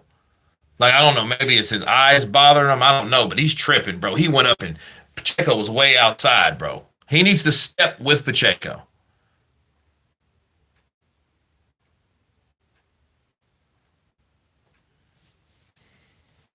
Good parry from Nelson finally.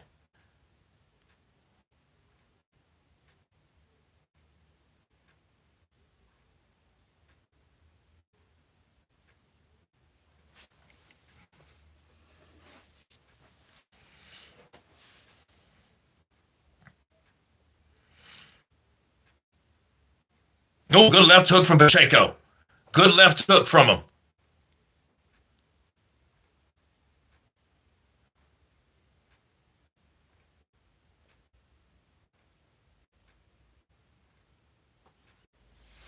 Minute left.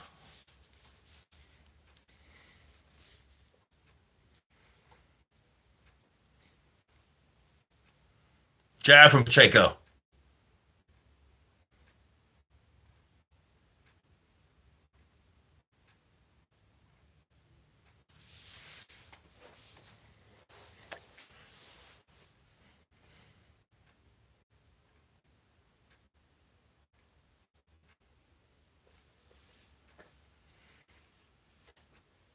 Overhand right lands for Nelson. But it was a block punch. So it was like a partial landing punch. And he doesn't do it again. He just sits there. I hate that because he hasn't moved. Pacheco hasn't moved at all.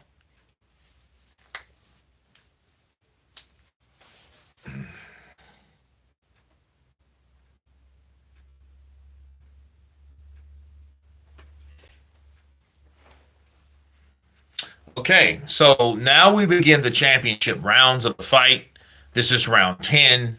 Yeah, I mean, to me, I'm not impressed at all because Pacheco, all he had to do was started turning it up, and that's all she wrote for Mr.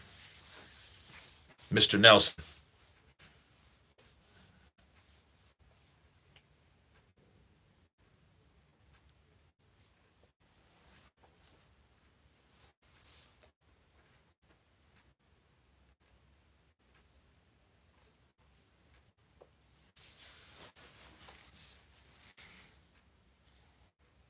Yeah, Steve's tough though, bro. Steve is tough. I don't know if anybody just cares or not, but yeah, it's crazy.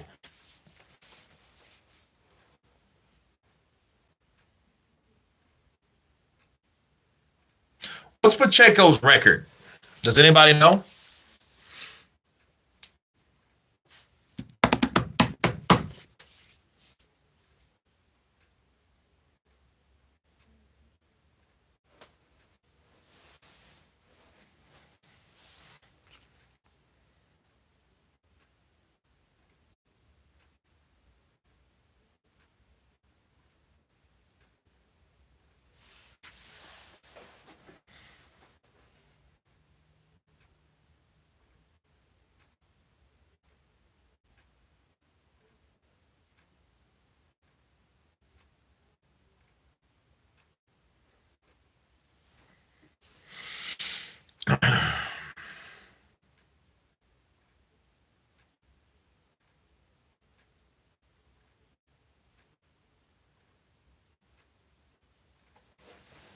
Hmm.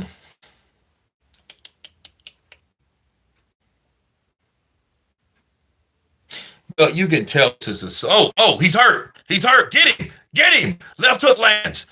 Left hook lands. Left hook. Another left. He's loading up on the left. Pacheco is. Look, Nelson comes forward. That eye is bloody, bro. Oh, good right hand. Good right hand. Go. Get him. Get him out of here. Because this fight is really putting me to sleep, bro. It's whack. Because Steve, you can tell he's not on the level. It was a step up. He lands a jab. He's showing that he was tough, sure, but like the height is all wrong. The style is all wrong. That's what it's most important. You know, the style is wrong for Pacheco. Pacheco can see all that coming. Look at that. Right hand lands. Right hand lands. Left hook lands. Another right hand. Oh, if you would have caught him with that right uppercut, that would have been a nice combination. A right, a left hook, and a right uppercut. Bow, bow. Ah.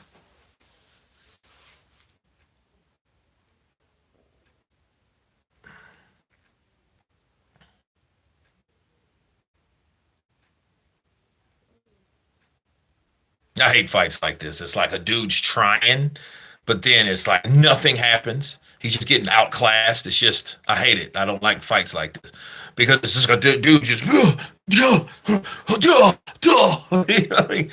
It's just like some Rudy shit, like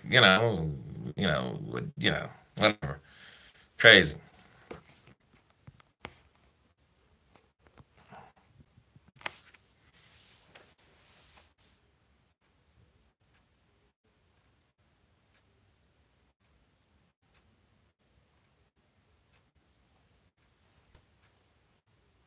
Now he lands the left hook at the very end of the round.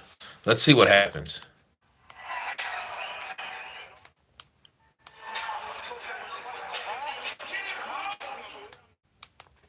Yeah, that right hand, dude, he chopped down with that too. And he's like, okay, not only is his timing's wrong, he's just starting to get caught. And he should have got caught with those shots. Bro smoking the wrong end of the math pipe. Ah, nice overhand, chopping right. Bow, coming over.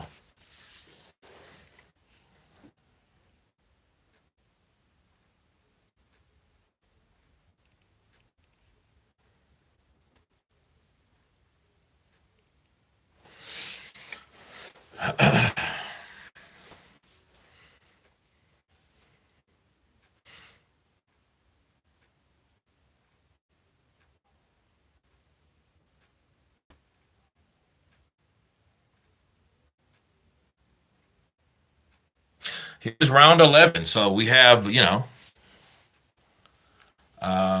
rounds left.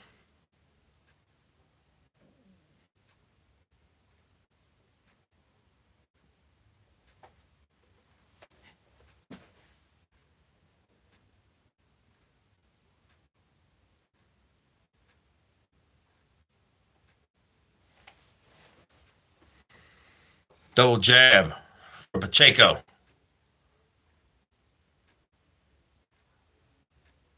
Hmm. I want to see what happens when see Steve now he's going for broke, which I can respect. I can totally respect that because it's like, yo, go for broke.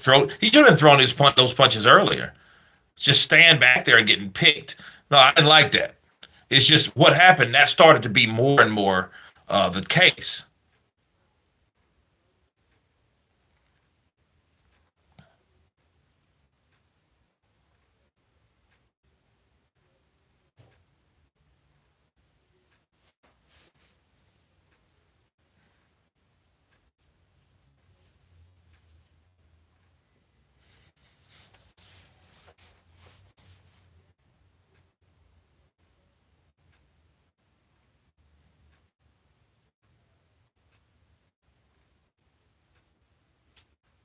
Ooh, good right hand from Pacheco. And look, Nelson is running right into this shit, man. He's running right into it. He's coming in with his head down. That's the stupidest thing ever. Come in anticipating a punch, and then come in. Like it's just, I don't know.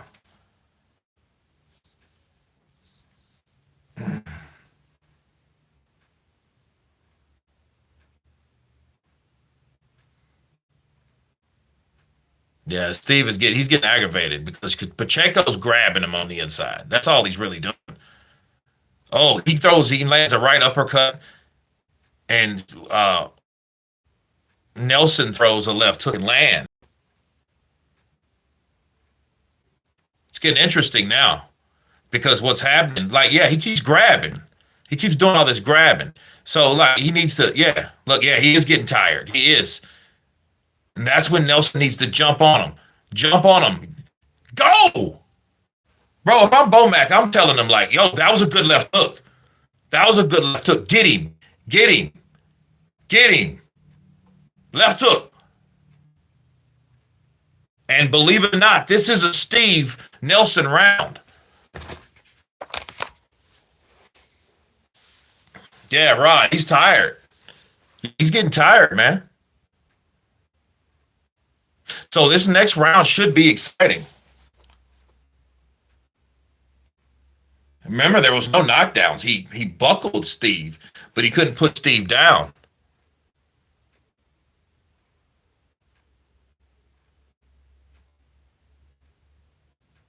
A lot of times you can't let people clinch you like that. You gotta shove them, bro.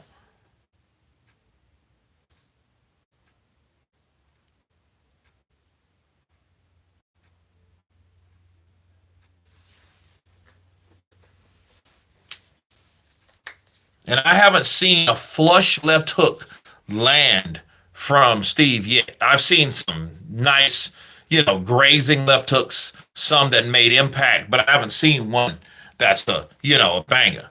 So the 12th and final round, people. Here we go. Let's do it.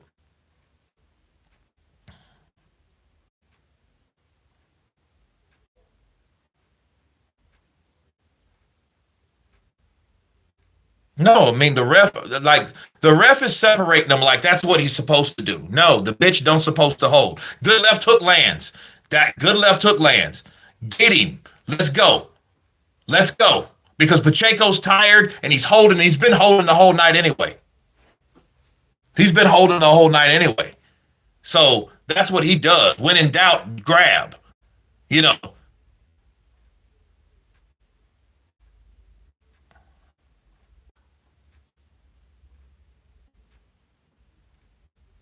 dude, what's wrong with this guy? He's talking about his head and all that. Dude, won't you warn Pacheco about holding? Because that's all he's doing. He's holding. Get him. Go. Go. There you go. Good left hook. Go to the left. Look at Terrence Crawford getting crunked. Left hook lands again. Knock him out. Right hand lands. Get him. Get him. Force him to fight you because he's holding and he knows I'm going to win just for holding on. Get him. Come on. Knock his ball. Go. There's no sense. Now he's tired. He's tired. Come on, bro.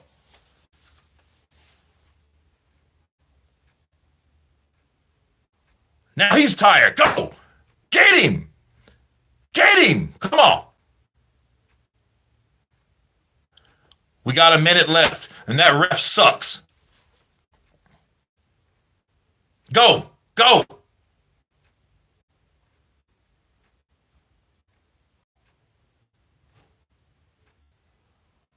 His mouth's wide open, looking like Jaime Munguia over there. Come on, bro. Get him. And see, Pacheco's trying to coast. He's trying to coast. 40 seconds left.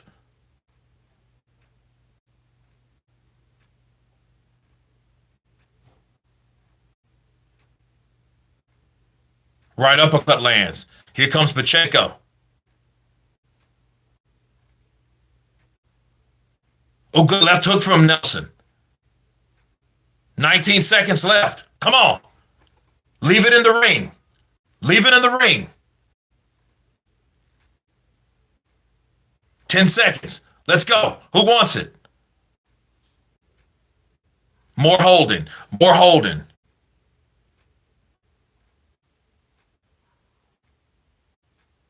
Yeah, well. Okay, there you go.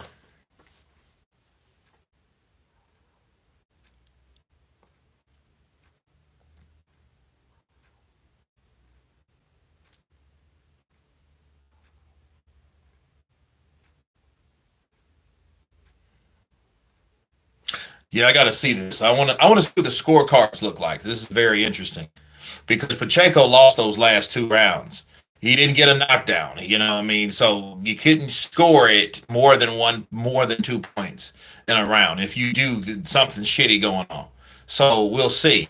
But then again, we'll see who they go with. I'm not sure on this now based on Pacheco got tired and he started holding excessively like that, like something was wrong with him.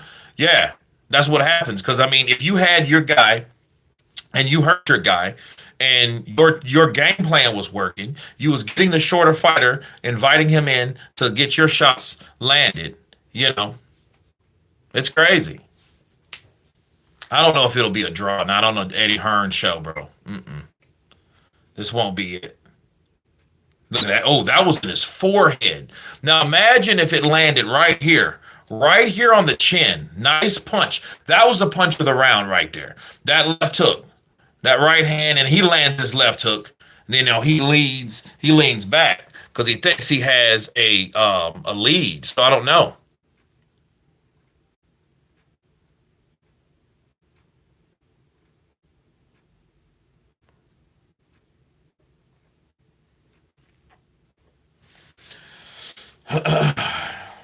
Hmm. Yeah, the fight's finished. David Rock. Hmm.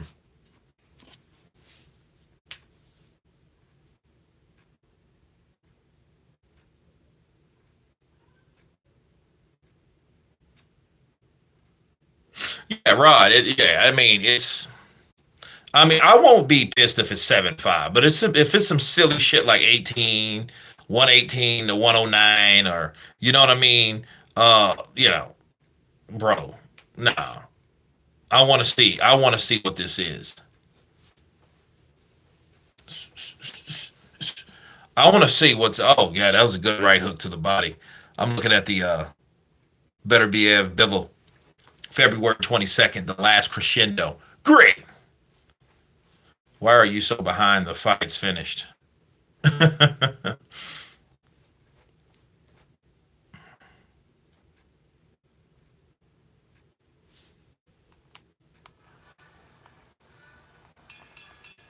Here we go.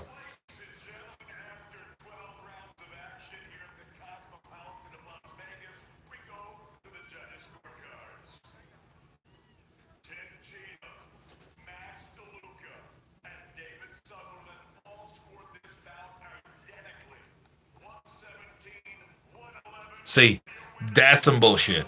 Pacheco.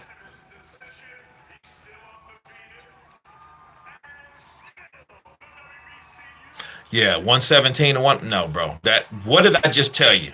Yeah, that's BS. That's why I'm pissed now. Why? Because that fight was closer than that. That fight was closer than that. A California card, a matchroom card. Yeah, yeah. So yeah, unanimous, bro. No, no. See that like no, absolutely not. You see Eddie Hearn there, and no. So there you go. There you go. Yeah, yeah. So all three judges, yeah. So that meant they had to pay all of those judges off to have it like that. They gave this man 9 rounds. That's crazy. Too wide, but the right. Yeah, I mean, if it was 7-5, I could get it. But not one guy thought, not one ref thought, no, man, I really think Steve pulled enough to get it a draw. You know, that's the stuff I'm talking about. That's the sport that I love, that I hate so much for a reason. Look, it's been mediocre, but it's been great to reach out to you guys. Let's hear what he has to say. Felt good, man. Steven Nelson's a good fighter. Wasn't my best performance, but I felt great. Went in there, boxed, did what I had to do to get the win. And yeah, that's what we did, man. Thank you to everyone who came out to support. We're here to stay, baby, and this is only the beginning. Why do you say it wasn't your best performance? Because, just how I felt in there. I felt like I could have done a lot better, but, it is what it is. Steven Nelson's a good fighter. He came to do his job, but, DP came and did what he had to do. Seemed to catch a little bit of rhythm there, maybe the middle rounds of this fight. What started working for you as this fight progressed? Just Steven Nelson, coming in and me catching them coming in and those check punches. I was just trying to close the distance, but just sticking to my jab and yeah, sticking to the game plan that we came up with in training camp. And it worked, man. We boxed, did what we had to do, and now we move on to the next fight. You were catching up with some good shots in those middle rounds, including a straight right hand that make it later round. I think you remember that shot. Yeah, man. He got a good chin. I go. So you surprised? It might be the beard. Surprised he stood up to that kind of punch? Oh, definitely, man. I hit him with some tough shots that a lot of guys went down with, but he stood 10 toes When you heard cheat 'em, cheat Right there among the top guys in the 168-pound division, but you're still just 23 years old and learning every single fight. What do you take away from a fight like this? I feel like these are the fights that you learn from the most. When you got a guy in here who can take your punch and come back with his own as well. It just teaches you, to find a way to win, and that's what I have to do today. I have to dig deep and really show my skills and my heart. Kind of running out of fights in between a world championship level fight for you. What do you think should be next? Any of those guys in the top 5. Eddie knows we've been trying to get those guys. I've never done anybody. Anybody they brought to the table, I said, let's go, let's do it. And Stephen Nelson was the guy who's been calling me out too, and I told him we could run it. Got to give him his opportunity, and we gave the fans a hell of a fight. Congratulations, Diego. Thank you. Steve, we'll turn to you. Tough fight. You battled all the way there to the finish. What do you think of how the fight went? First off, man, I have to give all races to God, man. If you ain't got a relationship with God, get one, man. He's amazing. And we both leave the ring good, and a couple of injuries and stuff like that, but we good. We standing up. We man in here. We warriors. It looked like early on you did have a good game plan. You got to get on the inside. You were giving him some problems early. What changed during the course of this fight? Man, I prepared for everything, but I didn't prepare to get cut. So when I felt the blood coming down and it got in my eyes, and I started seeing yellow. I was like, oh damn, and it just threw my whole game plan off. Yeah, that's what it was. He was a good young fighter. Did anything that he did surprise you?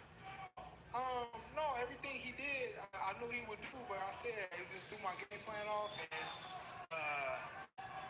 man, I didn't give it. I gave it 100%, but the game plan I thrown off for the cut eye, man, was took out the game early in the fight. You did give it 100%. You didn't quit in those later rounds. We saw you dig deep in the 11th and 12th round. Really go for it there. What was going through your mind in those last couple of rounds when you knew you were probably down the scorecard? Yeah, because he was boxing, he was doing his thing. I said my game plan was thrown off, but I knew because Coach, man, they real. They like, hey, man, he's starting to get the best of the fight. So I knew later on I had to pick it up. And I seen that the shot started fading, he started holding me, and he didn't want to on the inside. So that's what I was trying to do. But he came out victorious tonight. How do you rate Diego, having been in the ring with him now for 12 rounds? He's a good fighter. He ready to move up and take some other big dogs stuff. But I'm still here too, so I want to fight the big guys too. Yeah, I was going to ask you. I mean, you did go 12 rounds there. You were competitive, especially early on in that fight. Do you think you showed that you belong at this level with 168? Yes, for sure, definitely. Like I said, Diego one of the best, man. And I went for the best. I looked at the rankings. I seen Diego Pacheco, everything 1, 4, 7. I was like, I want that guy because years ago I was supposed to be that guy. But things happen in my life that slowed me down. But I'm back though. I'm ready for anybody else. Appreciate the effort, Steve. Look forward to seeing you back again. Definitely. Eddie, we'll turn to you. Good fight. Yeah. Turned out to be a good scrap. We knew these two guys, both undefeated, neither one of them wanted to give away their zero. What'd you think of it? That's exactly what we wanted for Diego. Exactly what we need. You've got to be fighting these tough guys with great chins. Stephen Nelson's chin's unbelievable. I mean, he took so many big right hands that many others in the division wouldn't. That's a great 12 rounds. He come on great in 11 and 12. Put Diego under the cosh. Diego's been sharper in the past, but perfect 12 rounds for him. Great performance, great win. He is the WBO ranked #1 contender. He's #1 in the world. He talks about fighting these top 5 guys. He's #1 in the rankings. We need those big fights now. That's a good test. Cleared. And now we move on to the next level. Those belts are going to be occupied for at least 2025. What do you do with Diego Pacheco? What's the big fight for him this year? Well, our #1, we need to be called as mandatory to Canelo Alvarez. We still need 1, probably 2 more fights before we're ready for that level. That's a good test tonight. And now we need one of the big names, whether that's Charlo, Plant, Berlanga, Munguia, Mbili. That's the next step for Diego Pacheco. The Berlanga fight might be pretty easy to make. He's going to fight sometime in March. Yeah, I think so. I think it's a fight that Edgar would take as well. So, now he has the carrot of the #1 position. And, the last couple of rounds might give people a little bit of hope. We hope so. But Diego Pacheco is 23 years of age. He's 23 and 0. He's ranked #1 in the world. This is the future of the division. Great test for him tonight. Great fight. And on we go. Appreciate it, Eddie. Cheers. Guys, Okay, so that concludes the fight night between Diego Pacheco versus Steve Nelson. Steve Nelson wasn't really bitter about it. He was more concerned with his eye because that's what he didn't prepare for, which was a cut in his eye that affected his vision. I think it's still a little closer than that, but I mean, if you look at it, like I said, if the house man will win, okay, so that's that, and that's exactly what happened. So I called it. Great attempt from Steve Nelson at the last couple rounds. He did rally back, and we did see some lag in Diego Pacheco. So him fighting someone like Belonga or Canelo or Mbili, he has to be careful because those guys throw bombs, okay? And they may not get tired or they may not get cut like or they may not be, short or, out of range like Steve Nelson was. But so I would like to see those fights, but Diego Pacheco is on the map, you guys. Thank you for coming in. I will do 3 or 4 videos tonight. Until then, you guys sleep tight. Enjoy the rest of your weekend. And everyone has been counterpunched. Peace.